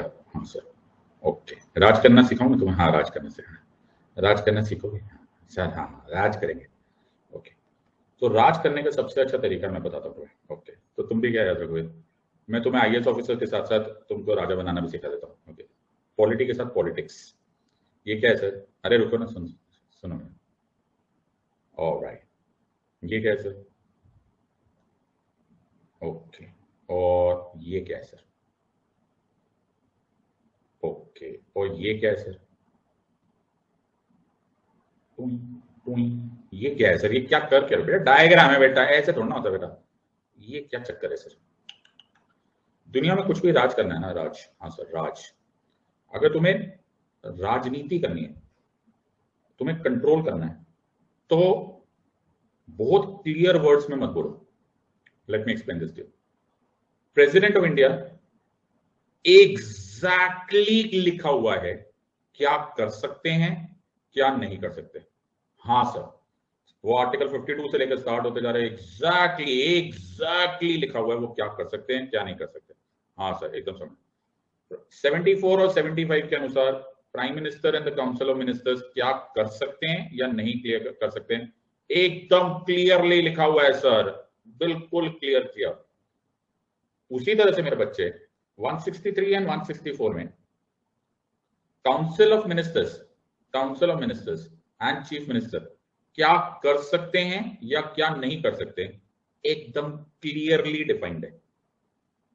लेकिन ये कॉरेस्पॉन्डिंग ऑफिसेस डिफाइंड है, लेकिन the corresponding office of the president at the level of the state, that is governor, ये हमारे कॉन्स्टिट्यूशन में ही क्लियरली डिफाइंड नहीं है। तुम पढ़े पूरे टॉपिक को 1 घंटे का जब देखोगे, तुम्हें बहुत बार इफ्स एंड बट्स दिखाई देंगे। ओके, तुम्हें बहुत बार ग्रे एरिया दिखाई देगा। क्या दिखाई देगा? Grey area. तुम्हें ये office amongst the most unclear office दिखाई देगा। और ये अनक्लियर ऑफिस क्यों रखा गया, इसका भी एक रीजन है। क्यों? क्योंकि जब इंडिया बना मेरे बच्चे, तो इंडिया एक अनस्टेबल यूनियन बना। You understanding? India initial stage में एक अनस्टेबल स्ट्रक्चर था, बहुत सारे कॉन्फ्लिक्ट ऑफ इंटरेस्ट थे। Nehru ji and the founding fathers बहुतों को मालूम था कि इस यूनियन ऑफ इंडिया को यूनियन रखने के लिए, कंट्रोल करने के लिए, ओके, हमें एक स्ट्रॉन्ग सेंट्रलाइजिंग टेंडेंसी की जरूरत है। आर यू अंडरस्टैंडिंग दिस और नॉट? वरना ये सब बिखर जाएगा। Are you understanding this part? Sir हमको मालूम है, इसको बोलते हैं we are a quasi federal state with a unitary tilt. Yes और नो? सर इसको बोलते हैं we are a quasi federal state with a unitary tilt. Are you understanding this part? तो मैंने सेंट्रल गवर्नमेंट को फोन किया, मैंने कहा सेंट्रल गवर्नमेंट, हम लोग फेडरल अरेंजमेंट करेंगे कि नहीं करेंगे? तो बोले हाँ हम लोग एक फेडरल अरेंजमेंट करेंगे। फेडरल अरेंजमेंट में क्या होता है? फेडरल अरेंजमेंट में डिस्ट्रीब्यूशन ऑफ पावर होती है। हाँ, मिल मिला के काम करेंगे। Are you understanding this part? तो एक दिन मेरे पापा ने बोला मेरे को, बोला सिद्धार्थ, जितनी पावर मेरे पास है उतनी पावर तेरे पास है। मैंने कहा पापा आप कितने नोनू हैं, आप डिस्ट्रीब्यूशन ऑफ पावर कर रहे हो? बोले हाँ बेटा, तू भी जा बेटा बिजनेस संभाल, ओके, मेरे साथ तेरी भी डिस्ट्रीब्यूशन ऑफ पावर होगी, तू भी संभाल। मैंने कहा ठीक है। मैंने कहा देखा मेरे पापा में फेडरल अरेंजमेंट है, डिस्ट्रीब्यूशन ऑफ पावर। मैं पहुंचा फैक्ट्री में, मैंने देखा मेरे फैक्ट्री में एक आदमी मेरे साथ साथ चले जा रहा है। मैंने कहा भाई तू कौन? कहते मैं तेरा सुपरवाइजर। मेरा सुपरवाइजर? बोले यस। मैंने कहा मेरा सुपरवाइजर वाला तू कौन है बाबा? बोला आपके पापा ने मेरे को अपॉइंट किया। ओहो, आप पर नजर रखने के लिए। आर यू अंडरस्टैंडिंग दिस और नॉट? मैंने पापा को फोन किया, मैंने कहा पापा आपने कहा था डिस्ट्रीब्यूशन ऑफ पावर है, फेडरल अरेंजमेंट है। मैं इतना खुश हुआ, मैंने इंस्टाग्राम पे पोस्ट भी डाला कि मेरे पापा ने फेडरल अरेंजमेंट किया है। तो पापा ने बोला बेटा एक पोस्ट पहले भी देख लेता, we are quasi federal state with a unitary tilt. Power तो मैं ही रखूंगा अपने हाथ में, पतंग तो उड़ ले, मांझा मेरे हाथ में। आर यू अंडरस्टैंडिंग दिस और नॉट? इस स्ट्रॉन्ग सेंट्रलाइजिंग पावर का नाम, इसका नाम is governor. Are you understanding this or not? The governor is an appointee. He is an appointee. He is not an elected member. ये elected नहीं है. He is an appointee of the president who acts as the head of the state at the level of the state. बात समझ में आया या नहीं आया? तो गवर्नर एक तरह से मेरा मेथड है राज करने का। क्या सर? राज। सर राज मल्होत्रा? अरे राज मल्होत्रा नहीं, राज करने का, रूल करने का। आर यू अंडरस्टैंडिंग दिस और नॉट? और ये बहुत पुराना तरीका है। आज यूनियन कंट्रोल कर रहा है, यूनियन स्टेट्स के ऊपर क्वासी फेडरल अरेंजमेंट रखता है because of office of governor. Sir आपको एक बात बताऊं, ब्रिटिशर्स भी यही करते थे। जो ब्रिटिशर्स थे वो भी इंडिया को रूल करते थे through the office of governor. इसलिए उसको गवर्नर राज बोलते थे। तुम्हें याद होगा, ये गवर्नर जनरल, वो गवर्नर जनरल, ये वाइसरॉय, वो वाइसरॉय, ये डलहौजी, वो कर्जन, दुनिया भर के। और ये जो गवर्नर थे ना, ये सिर्फ नाम के हमारे थे, हमारे नहीं थे सर, ये केवल loyal to the British Raj थे। Are you understanding? इनको चारों तरफ सिर्फ राजा और रानी दिखाई देते थे। Are you understanding? इसलिए बोलते थे कि ब्रिटिश गवर्नमेंट को ऐसे मजाक में बोला जाता था, it is ruling through the governor, और जो गवर्नर है वो है by the Raj, of the Raj and for the Raj. ओ, ये राज मल्होत्रा नहीं है, सिमरन वाला। ओके, समझ में आ रहा है कि नहीं? ये राज कौन सा है? British Raj. Are you understanding this? सबको समझ में आ रहा है या नहीं आ रहा है? तो ये बहुत पुरानी प्रॉब्लम है sir, everyone has understood this one. So आज हम पढ़ेंगे गवर्नर एज एन एग्जीक्यूटिव, और द पॉइंट हियर इज ये एक अपॉइंटेड ऑफिस है under article 155 of the constitution. Under article 155 of the constitution the governor of ये एक appoint, everyone has understood this one. So आज हम पढ़ेंगे गवर्नर एज एन एग्जीक्यूटिव, और द पॉइंट हियर इज ये एक अपॉइंटेड ऑफिस है under article 155 of the constitution. Under article 155 of the constitution the governor of a state shall be appointed by the president. Sir ये आगे पढ़ो, ये मत ही पढ़ो। क्यों? क्योंकि तुम्हें समझ में कुछ आएगा नहीं। ये ऐसा बोलने का तरीका होता है, इससे कुछ फायदा नहीं होता। Are you understanding? The governor of the state shall be appointed by the president. बात समझ में आ रहा है या नहीं? सर बहुत ही अजीब लग रहा है सर। क्या आपने हेड ऑफ द स्टेट बना दिया सर? आपने formal head of the state बना दिया हमको। हाँ, आपने formal head of the state बना दिया है, लेकिन मैं ना डायरेक्टली इलेक्ट कर सकता हूं गवर्नर को, ना मैं इनडायरेक्टली इलेक्ट कर सकता हूं। वो क्या है? Appointee. Are you understanding this और नॉट? सबको समझ में आ रहा है या नहीं? तो जैसे ये न्यूज आई थी आर्टिकल 155 में, president Kovind appoints 5 new governors. Okay, are you understanding this और नॉट? सबको समझ में आ रहा है या नहीं? So 5 new governors, 1 lieutenant governor, ये सब अपॉइंट कौन करेंगे? प्रेसिडेंट साहब। पल्ले पड़ रहा है या नहीं पल्ले पड़ रहे? अरे बाबा समझ लो कि नहीं समझ लो, तो समझ लो। Everyone has understood this or not? सबको समझ में आ गया? Yes or no? So याद रखना, एलजीज को भी प्रेसिडेंट साहब अपॉइंट करते हैं, जो कि यूटीज के एडमिनिस्ट्रेटिव हेड्स होते हैं। And this is the entire context. सबको समझ में आ गया? सर थोड़ा सा सर दिल दुख रहा है, क्यों सर? मतलब थोड़ा सा अजीब लग रहा है ना, मतलब सर इलेक्टेड नहीं है फिर भी हेड ऑफ द स्टेट है। बेटा राज करो, राज। ओके, समझ में आया? थोड़ी राजनीति भी सीखो। ओके, सब लोग मेरी तरह थोड़ा अंबल रहोगे, बिल्कुल सही बात है। सो ये एक ग्रे एरिया है, और इस ग्रे एरिया से जो हमारा फॉर्मूला सिद्ध होता है वो है quasi federal state with the unitary territory.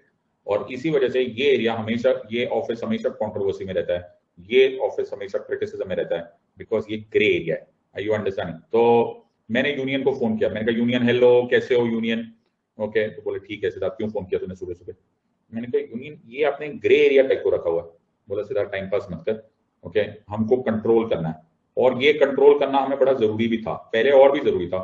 जब हम लोग इंडिपेंडेंट हुए थे ना, तो हमको इस अनस्टेबल यूनियन को रखना था, ओके, वरना ये टूट जाता, सेपरेटिस्ट टेंडेंसी हो जाती। Are you understanding? इसको बोलते हैं बाल्कनाइजेशन। हमें बाल्कनाइजेशन अवॉइड करना था। तो ये नेहरू जी का भी विचार था, सबका ही विचार था कि हमारे पास स्ट्रॉन्ग सेंट्रलाइजिंग टेंडेंसी होनी चाहिए, तो इसलिए हमने कर दिया। मैंने कहा चलो ठीक है, कोई बात नहीं, कोई बात नहीं। आर यू अंडरस्टैंडिंग दिस बात? सो 153 से गवर्नर शुरू हो रहे हैं, and it says there shall be a governor for each state. Okay, आगे तो पढ़ो, नहीं आगे पढ़ने के लिए कुछ और पढ़ाना पड़ेगा। There shall be a governor for each state. अब तुम्हें थोड़ा बहुत याद आया होगा, हमने यूनियन एंड इट्स टेरिटरी पढ़ा था। अरे सर बहुत अच्छे, ज्यादा डिटेल में पढ़ा था हमने। तो मैंने तुम्हें यूनियन एंड इट्स टेरिटरी वाले चैप्टर में पढ़ाया था कि हमने एक अमेंडमेंट पास की थी, जैसे बोला 7th कॉन्स्टिट्यूशनल अमेंडमेंट एक्ट 1956। याद आ रहा है कि चले गया? सर अब आप बताओ, हम गाने याद रखें, इंस्टा के वीडियोस याद रखें, कि आपके ये अमेंडमेंट्स मुंह याद रखें? बेटा ये अमेंडमेंट्स याद रखो। 7th कॉन्स्टिट्यूशनल अमेंडमेंट एक्ट 1956 से, स्टेट रीऑर्गेनाइजेशन एक्ट 1956 से हमने इंडिया को डिवाइड किया था into what is called as states and union territories. इस 7th अमेंडमेंट से एक चीज और हुई थी। क्या हुई थी सर? पहली बार ये बात बोली गई थी दैट एक सेम पर्सन, 2 या 2 से ज्यादा स्टेट्स का भी गवर्नर हो सकता है। क्या बात कर रहे हो? यस। तो सेम पर्सन को एडिशनल चार्ज मिल सकता है ऑफ 2 और मोर देन स्टेट्स। समझ में आ रहा है? ये कहां से आया था? ये आया था 7th कॉन्स्टिट्यूशनल अमेंडमेंट एक्ट 1956 में से। पल्ले पड़ा या नहीं, जैसे मैं तुम्हें अभी बताता हूँ। हाँ सर बताओ। जैसे ये एक न्यूज आई थी, क्या न्यूज आई थी, कहाँ गई न्यूज ही चलेगी, तो न्यूज ही चलेगी, चलेगा चलेगा, मेरे पास थी न्यूज, पता नहीं कहाँ चली। हाँ ये न्यूज, तो ये न्यूज थी, Kiran Bedi removed as lieutenant governor of Puducherry, Telangana governor given additional charge. बेटा ऐसा पढ़ते पॉलिटी, समझ में आ रहा है या नहीं, समझ में आ रहा है। तो ये एक ही गवर्नर, तेलंगाना गवर्नर को तेलंगाना एवं पुडुचेरी दोनों का चार्ज दे दिया गया। Are you understanding? So Telangana governor has been given additional charge of Puducherry. ये कैसा है sir? 7th constitutional amendment act 1956 है। पल्ले पड़ रही है नहीं पल्ले पड़ा, ऐसा पढ़ते सब्जेक्ट को। सबको समझ में आ रहा है या नहीं समझ? वैसे तुम्हारी तो किस्मत अच्छी है, तुम लोग आजकल चिड़ियों को दाना दे रहे हो कि नहीं? हाँ सर, अनाज वनाज दिया करो, पानी वानी पिलाया करो। सर पानी तो बारिश में आ रहा है। अच्छा ओके, हाँ तुमने कुछ तो अच्छे कर्म किए होंगे जो तुम मुझसे पढ़ रहे हो। हाँ सर, ऑलराइट सर। सो ये कहां से आया सर? सर ये आर्टिकल 153 के सेकंड पार्ट से। मछली को भी पानी दे रहे हो? तुम्हारा आईक्यू ठीक है यार, ठीक ही होता है सर, तुम पोगो देखो यार। अच्छा पानी नहीं दे रहे सर, मछली को दाना दे रहे हैं सर। अच्छा मेरे को लगा वो बोल रहे हैं मछली को भी पानी दे रहे हैं। अच्छा उन्होंने कहा मछली को पानी देना पड़ रहा है, हद ही होगी मतलब। ऑलराइट ऑलराइट सर, तो ये हमारा पहला आर्टिकल था।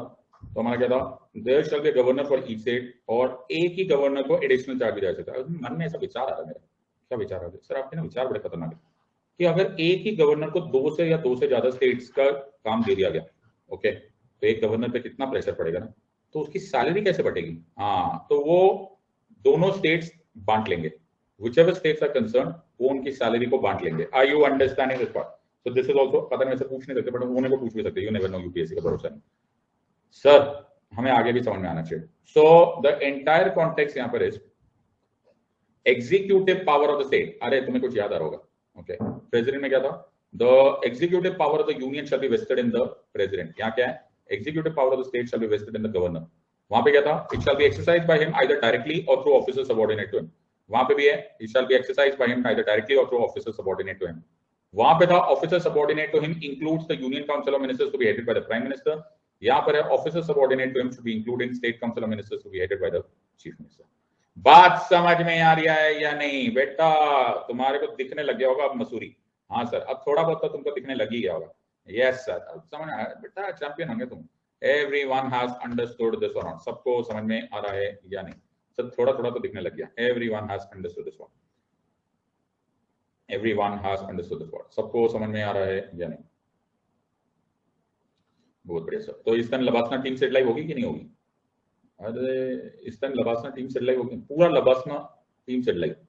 ओके प्रॉमिस करो यार, डरपोक लोगे तुम लोग। नहीं सर, डरने वाली कोई बात नहीं है। कौन कहता है आसमां में सुराख नहीं होता? एक पत्थर तो तबीयत से उछालो यारो। ऑल राइट सर, सबको समझ में आ रहा है या नहीं? Everyone has understood this part. सबको समझ में आ रहा है या नहीं? बहुत बेटा, डरने वाले दिन हम पैदा ही नहीं हुए थे। कैसी बात करते? मेरे स्टूडेंट्स हो तुम लोग, डरने वाले दिन थोड़ा पैदा हुए थे। हमारे कुंडली में नहीं लिखा वो डर। Are you understanding this part? So article 155 में है president shall be appointed. Please remember, वहां पर उल्टा था, वहां था president shall be elected by indirect election, proportional representation, single transferable vote. Sir यहाँ पर ये सब नहीं पढ़ना पड़ेगा, क्यों? क्योंकि appointment is done by the president. Are you understanding this one? अब इंटरेस्टिंग बातें सुनो। क्या सर? इंटरेस्टिंग बातें ये है कि अब शुरू हो जाएगा ग्रे एरिया। कैसे सर? ग्रे एरिया ऐसे स्टार्ट हो जाएगा कि मेरे को यही नहीं पता कि एग्जैक्टली मेरी क्वालिफिकेशंस क्या है। क्या बात कर रहे हो सर? अगर मैं आर्टिकल 157 एंड 158 पढ़ूंगा तो मुझे ये ग्रे एरिया का बड़ा ही एहसास हो जाएगा। सर क्या हो गया? बड़ा ग्रे एरिया। सिंपल सी लाइन है, ओके, दैट गवर्नर किसी हाउस ऑफ पार्लियामेंट का मेंबर नहीं होना चाहिए, किसी हाउस ऑफ स्टेट लेजिस्लेचर का मेंबर। सिंपल सी लाइन है, ओके, दैट गवर्नर। तो मुझे ये ग्रे एरिया का बड़ा ही एहसास हो जाएगा। सर क्या हो गया? बड़ा ग्रे एरिया। सिंपल सी लाइन है, ओके, दैट गवर्नर किसी हाउस ऑफ पार्लियामेंट का मेंबर नहीं होना चाहिए, किसी हाउस ऑफ स्टेट लेजिस्लेचर का मेंबर नहीं होना चाहिए, कोई ऑफिस ऑफ प्रॉफिट नहीं होना चाहिए, ठीक है, और सिटीजन होना चाहिए और 35 ईयर से एज होना चाहिए। सर कोई एग्जाम तो पास करा, कोई ऑफिस ऑफ प्रॉफिट नहीं होना चाहिए, ठीक है, और ना कोई एजुकेशन क्वालिफिकेशन, ना। कोई एक्सपीरियंस इन गवर्नेंस? ना। कोई डायरेक्ट इलेक्शन? ना। कोई इनडायरेक्ट इलेक्शन? ना। कोई आईएएस की एग्जाम? Experience in governance? ना। कोई डायरेक्ट इलेक्शन? ना। कोई इनडायरेक्ट इलेक्शन? ना। कोई आईएएस की एग्जाम? ना। Grey area. जिस मर्जी का दिल करे, जिस मर्जी को दिल करे, प्रेसिडेंट साहब उसको अपॉइंट कर सकते हैं। क्या बात कर रहे हो सर? एनो तो कहते ने की है, एनो कहते ने डॉक्ट्राइन ऑफ प्लेजर। बात समझ में आया या नहीं आया? Are you understanding this? एनो की कहते ने, एनो कहते ने doctrine of pleasure. Are you understand? President साहब किसी को भी अपॉइंट कर सकते हैं। प्रेसिडेंट साहब को सिर्फ चाहिए सिटीजन 35 ईयर्स ऑफ एज, जो ना मेंबर ऑफ पार्लियामेंट हो, ना मेंबर ऑफ स्टेट लेजिस्लेचर हो, ना ऑफिस ऑफ प्रॉफिट ऑक्यूपाई करता हो। बस इतनी सी बात है। सर ये आपको भी अपॉइंट कर सकते हैं? हाँ बिंदास। बोले सिद्धार्थ आ जाओ बेटा, तेरे को मैं प्रेसिडेंट बना रहा हूँ, सॉरी गवर्नर बना रहा हूँ। मैंने कहा ठीक है सर, मैं बन जाता हूँ। बट एक इंपॉर्टेंट बात तो आप भूल गए। क्या हुआ सर? पूरी बात तो बोली नहीं। ये प्रेसिडेंट साहब की मर्जी थोड़ना है, ये डिस्क्रिशनरी पावर थोड़ना है। एक्चुअली स्पीकिंग प्रेसिडेंट साहब को ये एडवाइस किसने दी होगी? अब समझ में आया। एक्चुअली ये यूनियन गवर्नमेंट ने तो दी है। अरे यार, the prime minister and the union council of ministers जो एडवाइस करेंगे प्रेसिडेंट साहब, उनको गवर्नर अपॉइंट कर देंगे। सर ये जो रंग है ना सर, ये यूनियन का है, और ये आज किसका हेड बनने वाला है? स्टेट का।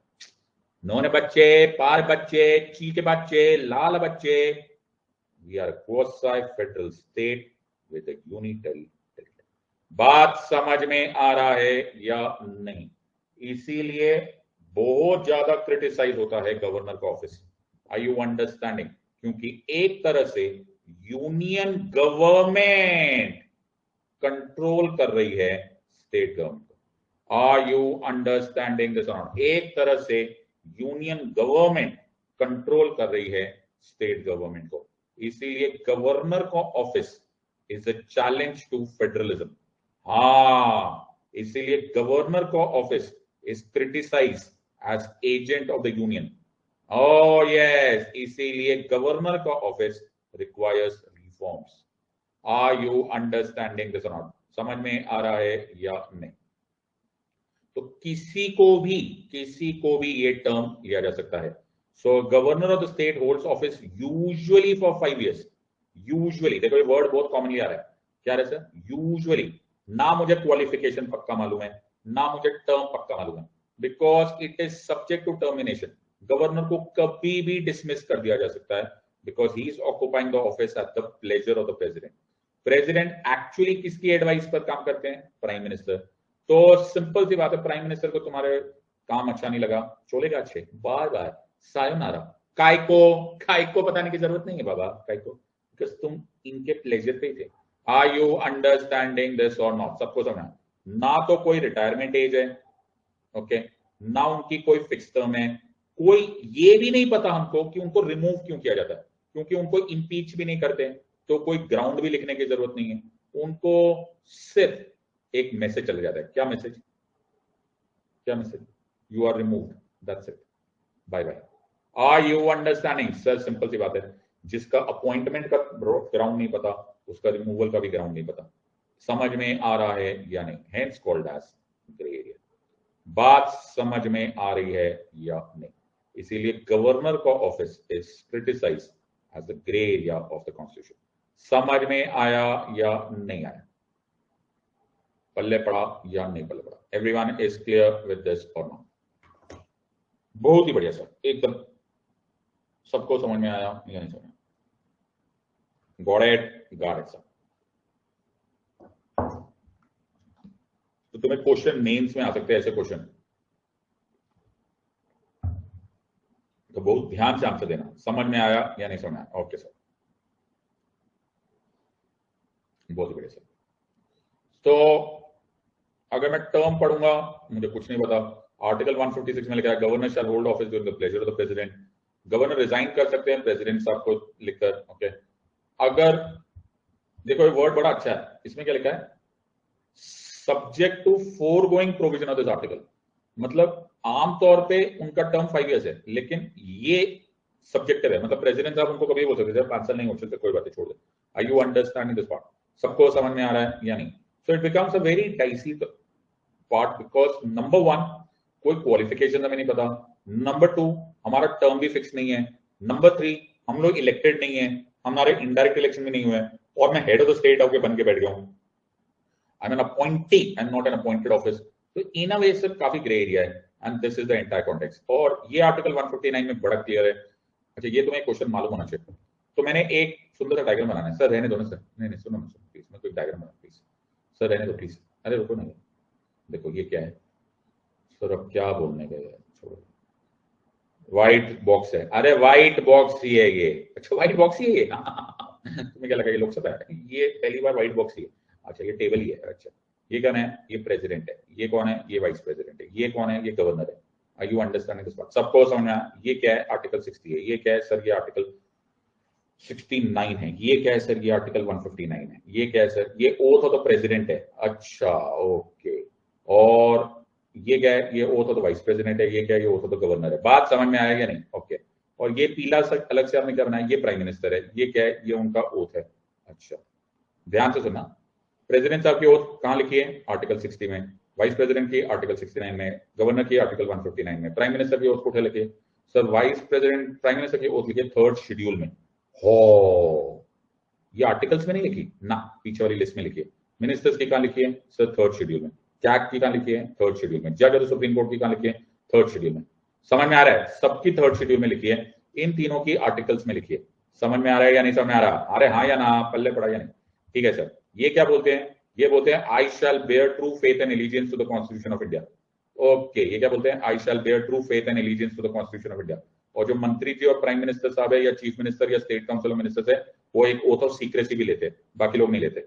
Are you understanding? समझ में आ रहा है या नहीं आ रहा है? लैंड कितना प्लेन चला गया? Plane sir Rafale fighter plane होता है ना सर, जब रफेल फाइटर प्लेन पाकिस्तान के ऊपर से जाता है ना सर, तो पाकिस्तान के ऊपर बम्बार्डमेंट हो जाती है, पाकिस्तान को पल्ले ही नहीं पड़ता, उसके रडार को समझ में नहीं आता कि हे भगवान ये कहां से बॉम्ब फटे। फिर मैंने पाकिस्तान को फोन किया, मैंने कहा तुम्हें जरा भी नहीं समझ में आया? कहता वो फ्रेंच में बात करता है ना भाई, समझ में नहीं आता, हमारे रडार को पल्ले नहीं, हमारा रडार भी लो आईक्यू है। क्या हद ही हो गई है यार। मैंने कहा तुम्हारा रडार भी पढ़ा लिखा नहीं है? कहते ना।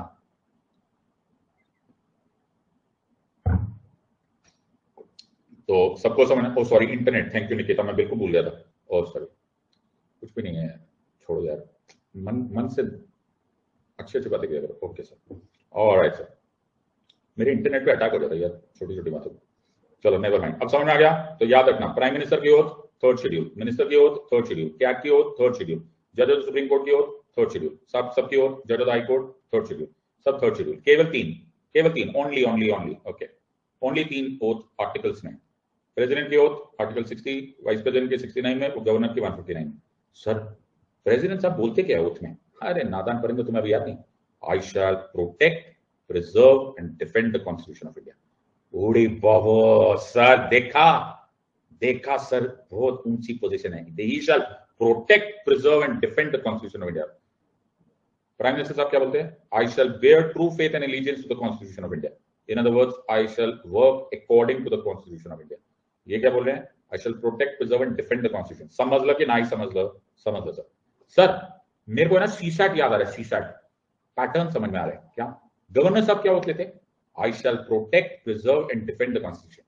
सर मेरे है ना सीसैट में 99% मार्क्स आए, 33% थे पासिंग मार्क्स। मैंने कहा भाई मेरे 33% मेरे लिए रख लेना, बाकी 66% गरीबों में बांट देना, उन सबका जिनका सीसैट पूरा नहीं हो रहा ना उनको दे देना, मेरे इतने मार्क्स आते हैं सीसैट में। क्यों? मैंने कहा कैसे ऐसे कैसे सर? पैटर्न पड़ा मैंने, मेरी आंखें पैटर्न फाइंडर है। कैसा सर? मेरे को क्या लग रहा है ना, ध्यान से सुनना, मेरी ऑब्जर्वेशन देखना। मेरी ऑब्जर्वेशन क्या है कि 3rd शेड्यूल जो है, जो 3rd शेड्यूल की ओथ लेता है ना, वो बोलता है I shall bear true faith and allegiance to the constitution of India.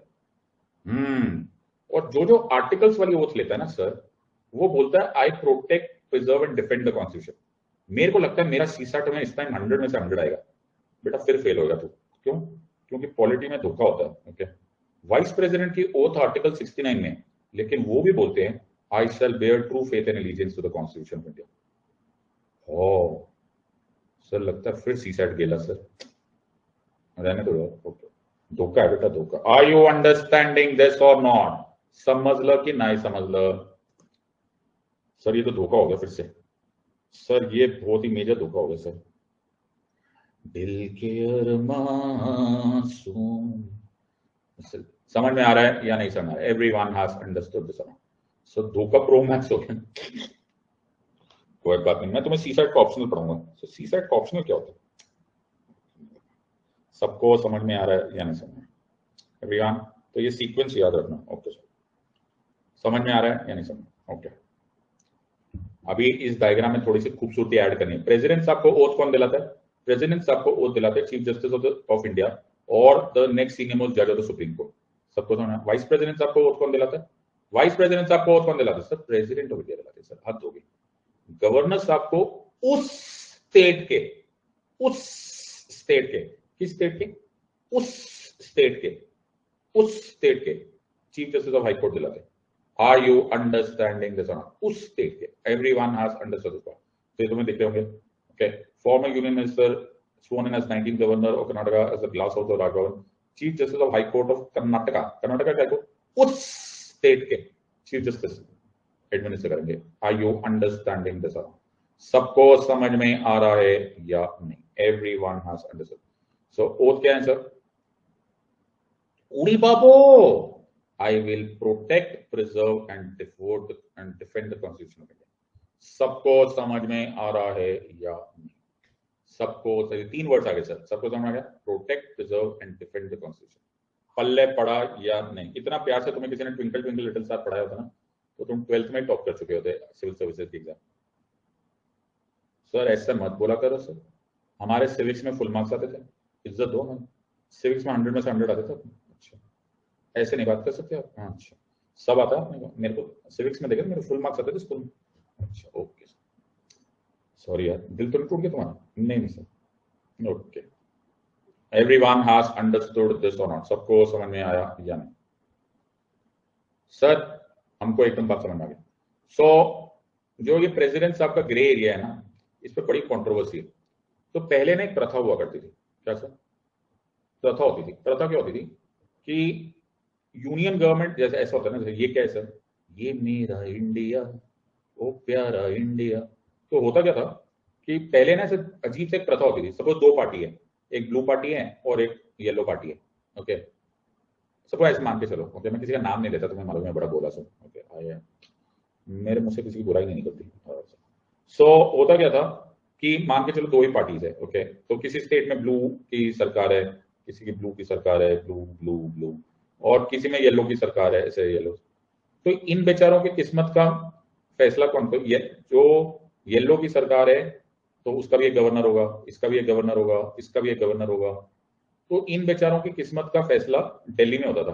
Are you understand? ऐसे दिल्ली में बहुत कुछ खतरनाक होता है, ऐसे होता है सबको समझ। तो जो दिल्ली में जिसकी सरकार होती थी, सपोज ब्लू की सरकार आती थी, ब्लू की, तो ब्लू की सरकार हुई, तो जहां जहां येलो के गवर्नर बैठे हुए ना, येलो वाले, उनको उड़ा देते थे। चलो भैया तुम निकलो, ओके तुम लोग जाओ, हमारे वाले आएंगे। आई यू अंडरस्टैंड? तो ये प्रथा हो जाती थी। आई यू अंडरस्टैंड? तो गवर्नर बोलता था मैंने क्या किया? बोला तूने कुछ नहीं किया, तू बस येलो का है इसलिए हमने हटा दिया। आई यू अंडरस्टैंड? तो ये बड़ा कॉन्ट्रोवर्शियल होने लग गया और ये प्रैक्टिकली एक प्रथा थी। So there have been some debate around powers of the central government to remove governors. ये पीआईबी में एक आर्टिकल आया था। न्यूज रिपोर्ट्स हैव सजेस्टेड ना, सर हम पीआईबी नहीं पढ़ते बेटा, मैं पढ़ रहा हूँ ना तुम्हारे लिए। सर हम अखबार भी नहीं पढ़ते बेटा, वो भी मैं पढ़ रहा हूँ ना तुम्हारे लिए। सर ऐसे करो एग्जाम भी आप ही दो, ओके उस दिन हम पिक्चर देखेंगे। हाँ ऐसे लगा।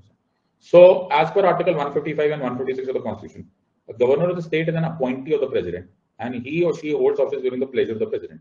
If governor continues to enjoy the pleasure of the president, he or she can be in the office for a term of 5 years. Because the president is bound to act on the aid and the advice of the Council of Ministers under Article 74 of the Constitution. In effect, it is the central government that appoints and removes the governors. सही बात है। Are you understand? So pleasure of the president actually central government की बात है। Are you understanding this part? So BP Singhal का एक case हुआ था, BP Singhal versus union of India 2010 में कॉन्स्टिट्यूशनल बेंच में बोला कि तुम ऐसे नहीं कर सकते यार कि प्रेसिडेंट को रिमूव करना तो होता है। ओके, जैसे एक दिन मैंने पापा को बोला था, पापा मेरे ना इस घर में बिल्कुल चलती नहीं, ओके मेरी कोई बात ही नहीं मानता, सबको कुछ भी बोलो तो बोलना पड़ता, पापा जी से पूछो, पापा जी से पूछो। तो पापा जी ने बोला हाँ। मैंने कहा व्हाट डू यू मीन हाँ? बोले प्लेजर ऑफ, मेरे प्लेजर पे रह रहा है तू बेटा इस घर में। मैंने कहा हद हो गई यार, ऐसे थोड़ा ना बोलते हैं, माना कि आपके पास पावर है, ओके, लेकिन ऐसा बोलना थोड़ा ना होता है। आई यू अंडरस्टैंडिंग? कुछ तो रीजन दो। आई यू अंडरस्टैंडिंग? पापा ने बोला ऐसा जरूरी नहीं है, ओके, मेरा डॉक्टरेट ऑफ प्लेजर चल रहा है, जब तक मैं चाहूंगा बेटा तब तक तू इस घर में, नहीं तो बाहर खड़े हो रहा। मैंने कहा सॉरी यार पापा, आप तो हद ही हो गई। सो द प्रेसिडेंट के पास भयंकर पावर है टू रिमूव द गवर्नर, लेकिन एक मोरालिटी नाम की भी तो चीज होती है ना सर। हमारा पूरा कॉन्स्टिट्यूशन मोरालिटी पे चल रहा है। मैंने पापा को बोला, मैंने कहा पापा, माना कि आपके पास ताकत है, लेकिन एक कोई एथिक्स भी तो होते हैं ना, GS4 भी तो होता है, ओके, सिर्फ GS2 पे थोड़ा चलना होता है, GS4 भी देखा करो, ओके, कुछ एथिक्स होते हैं, मोरालिटी होती है, भावनाएं होती है, इमोशंस होती है, कॉन्स्टिट्यूशन मोरालिटी होती है। तो मेरे को सुनो तो सही कि मेरे को तकलीफ क्या हो रही है, give me a grand an opportunity to be heard. But आप तो आर्बिट्रेरी यूज कर रहे हो, अनरीजनेबल मैनर में यूज कर रहे हो। सो सुप्रीम कोर्ट को मेरे को जाना पड़ेगा और सुप्रीम कोर्ट बोलेगा कि please don't be unreasonable, please ensure that you must follow constitutional morality. अब मोरालिटी एक अजीब चीज होती है, मोरालिटी अंदर से आती है, यू अंडरस्टैंड? किसी किसी में होती है, किसी किसी में नहीं होती। मेरे पापा तो उठा के मेरे को बाहर फेंक देते, बोले बाहर निकल, काय की मोरालिटी फिट है, चल दबाओ। कुछ लोग सुन भी लेते हैं, okay. So it depends upon the president and depends upon the union government at that time. Hence this is a very major controversy, जिसको हम नेक्स्ट क्लासेस में पढ़ेंगे, जब हम सरकारिया कमीशन और पंची कमीशन वगैरह वगैरह पढ़ेंगे कि क्या रिफॉर्म्स किए जाने चाहिए सो एज टू एंश्योर कि ये पावर को मिसयूज ना किया जाए। So this will be connected at that time. So please memorize this one. सबको समझ में आ गया है या नहीं?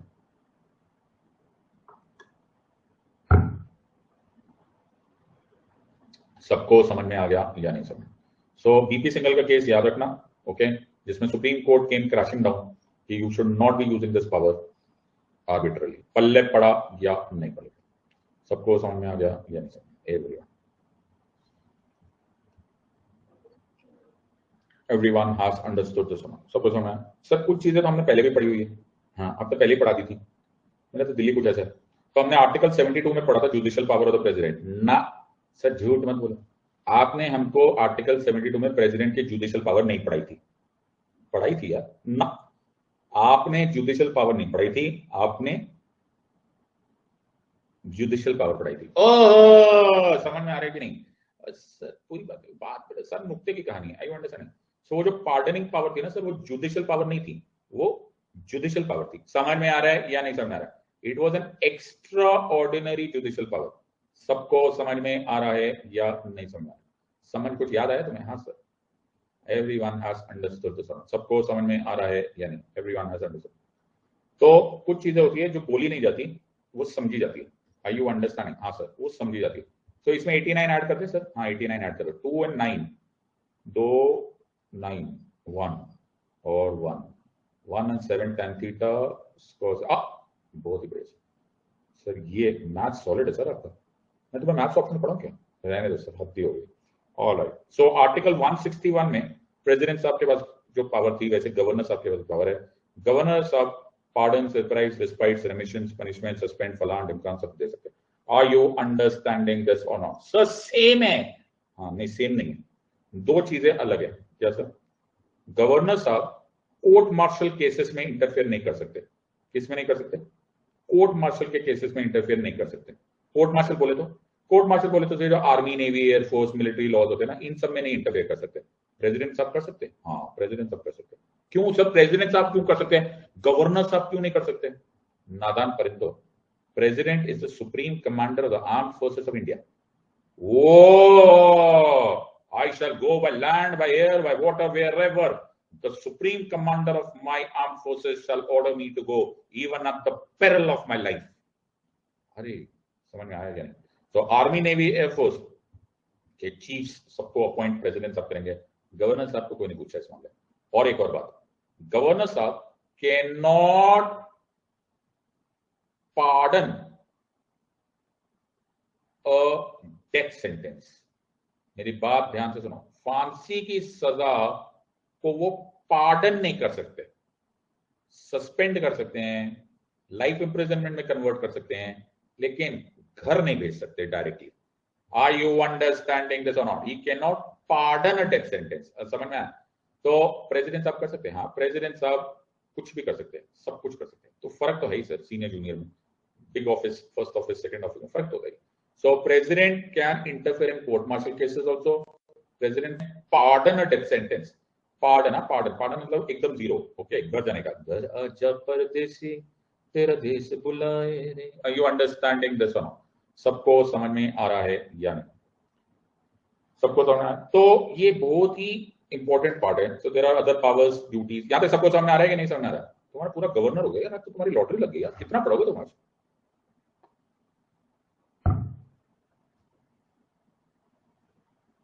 ज्यादा नहीं पढ़ी यार तुमने। सर अभी हम चाय पियेंगे ना, मम्मी को हमने बोला है कि बहुत टफ सब्जेक्ट पढ़ा रहे हैं सर, ओके, इसलिए प्लीज हमको कॉफी पिला दीजिए। बेटा मम्मी ने ये क्लास देख ली ना, ओके, तो मम्मी को पता चल जाएगा पॉलिटिक्स इतनी इजी है, कुछ नहीं मिलेगा फिर तुम्हें, नींबू पानी पे जिंदगी काटना फिर। ओके सर, सबको समझ में आ रहा है या नहीं? ऑलराइट सर, आगे चलते सर आगे। अदर पावर्स बताओ sir, other powers, other powers. अच्छा अदर पावर्स, तो गवर्नर बनाते हैं स्टेट फाइनेंस कमीशन, ये कंटिंजेंसी फंड ऑफ स्टेट, ये सब बातें तुम्हें थोड़ा बहुत याद है, ओके, और जो थोड़ा बहुत नहीं भी मालूम वो लेजिस्लेटिव प्रोसेस में समझ में आ जाएगा। All bills pass by legislative assembly becomes a law. अरे sir, all bills passed by the parliament shall become a law only after the president approves them, only after the governor approves them. In case it is not a money bill, in case it is not a money bill, the governor holds the right to send it back to Vidhan Sabha. The president holds the right to send it back to the parliament for reconsideration. But if the Vidhan Sabha sends the back bill to the governor, but if the parliament sends the bill back to the president the second time, then he shall sign it. The governor has the power to promulgate an ordinance. President has the power to promulgate ordinance. When the legislative assembly is not in session, when the parliament is not in session. Sir, जादूगर पाशा 1 2 3, जादूगर पाशा 2 1 3, याद आ रहा है या नहीं याद आ रहा है? अरे सर, एवरीवन हैज अंडरस्टूड, समझ में आ रहा है या नहीं? सर लॉटरी लग गई सर। ऐसे करते हैं, लवासमा पहुंच जाता है, टिकट बुक कर लो तो वो सस्ते में मिलेगी टिकट अभी। Okay, ordinance is presented in the state legislature, ordinance is presented in the parliament, in the next session it remains operative for a total period of 6 weeks, यानी कि 6 महीने की छुट्टी और 6 वीक्स का टाइम। फिर इधर भी 6 महीने की छुट्टी, 6 वीक्स का टाइम, सब सेम है सर, सब सेम है, सब लिखा हुआ है, सबको समझ में आ रहा है या नहीं समझ? क्या तुम्हारे तो लॉटरी लगी है बेटा? Okay sir. सर मेरे को क्या लग रहा है मालूम है? मेरे को क्या लग रहा है कि अगर यूपीएससी सिविल सर्विस एग्जामिनेशन में क्वेश्चन आया ना, write a short note on governor, तो मैं क्या बोलूंगा कि control C control V of president, अपने आप लिख लो। सर ऐसे थोड़ा लिख कर आने का, काय को इंक्वेस्ट करने की, अपने को आता है president.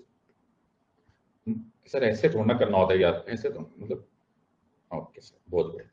So as I told you, it is a debated office. सबको समझ में आया या नहीं?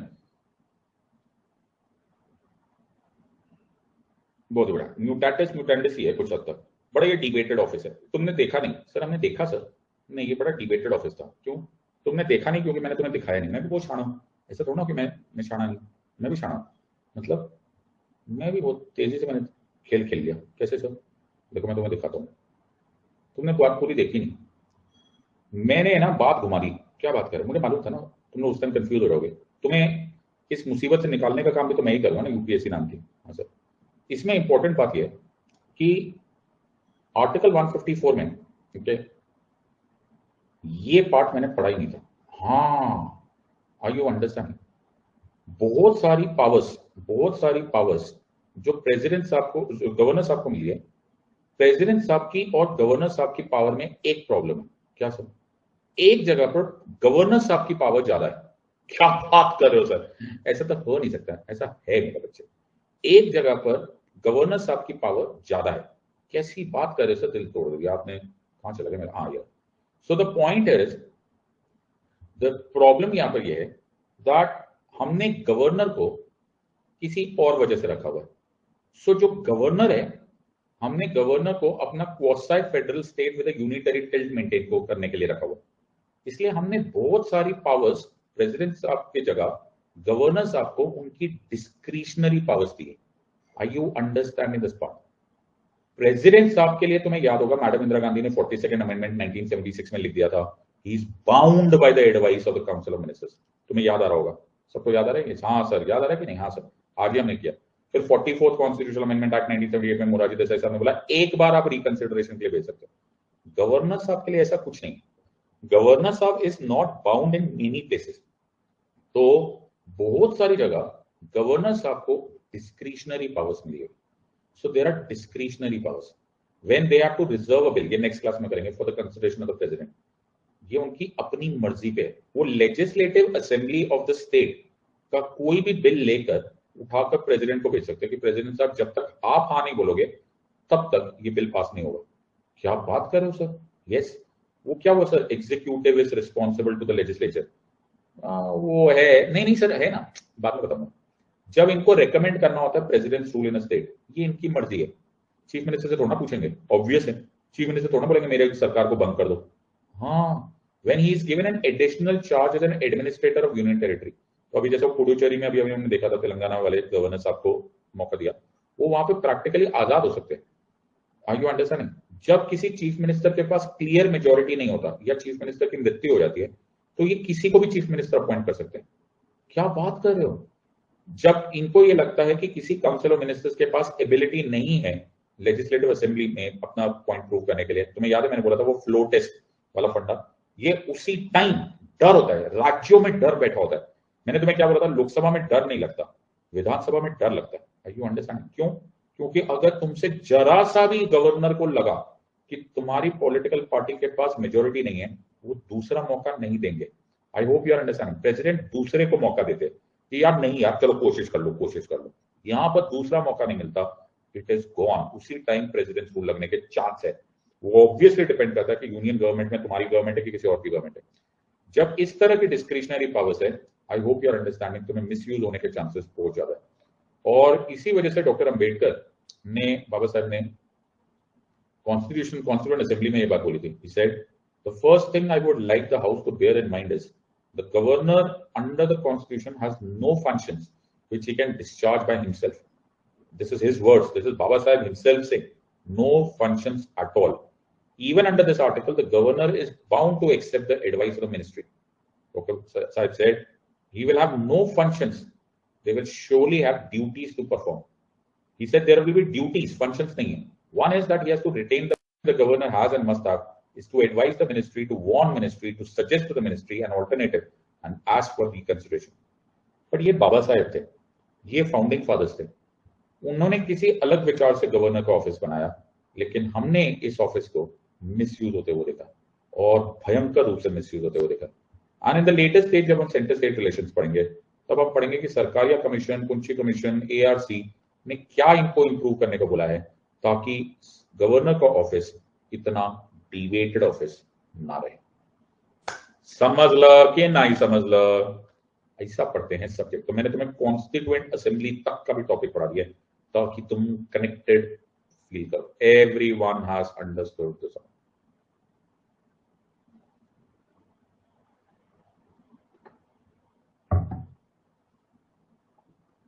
तो जब आंसर लिखो तो पूरा लिखो। आर यू अंडरस्टैंडिंग द समझ? सबको समझ में आया या नहीं? तो पहले तो मैं तुम्हारी हिम्मत की दाद दूंगा। क्यों सर? कि तुम लोग 4 घंटे लगातार पढ़ चुके हो ओके, और तुम बेहोश भी नहीं हुए, ये सुनो। तो 4:30 पर दोबारा मिलते हैं भगवान ने चाहा तो, और 4:30 to 6:30 में मैं तुम्हें स्टेट लेजिस्लेचर कंप्लीट कर दूंगा, और वो भी तुम्हें बहुत ईजी लगेगा क्योंकि तुमने यूनियन पार्लियामेंट कर लिया। बहुत ही सर, एवरीवन हैज अंडरस्टूड। तो तब तक तुम कॉफी पी लो ओके, और सैंडविच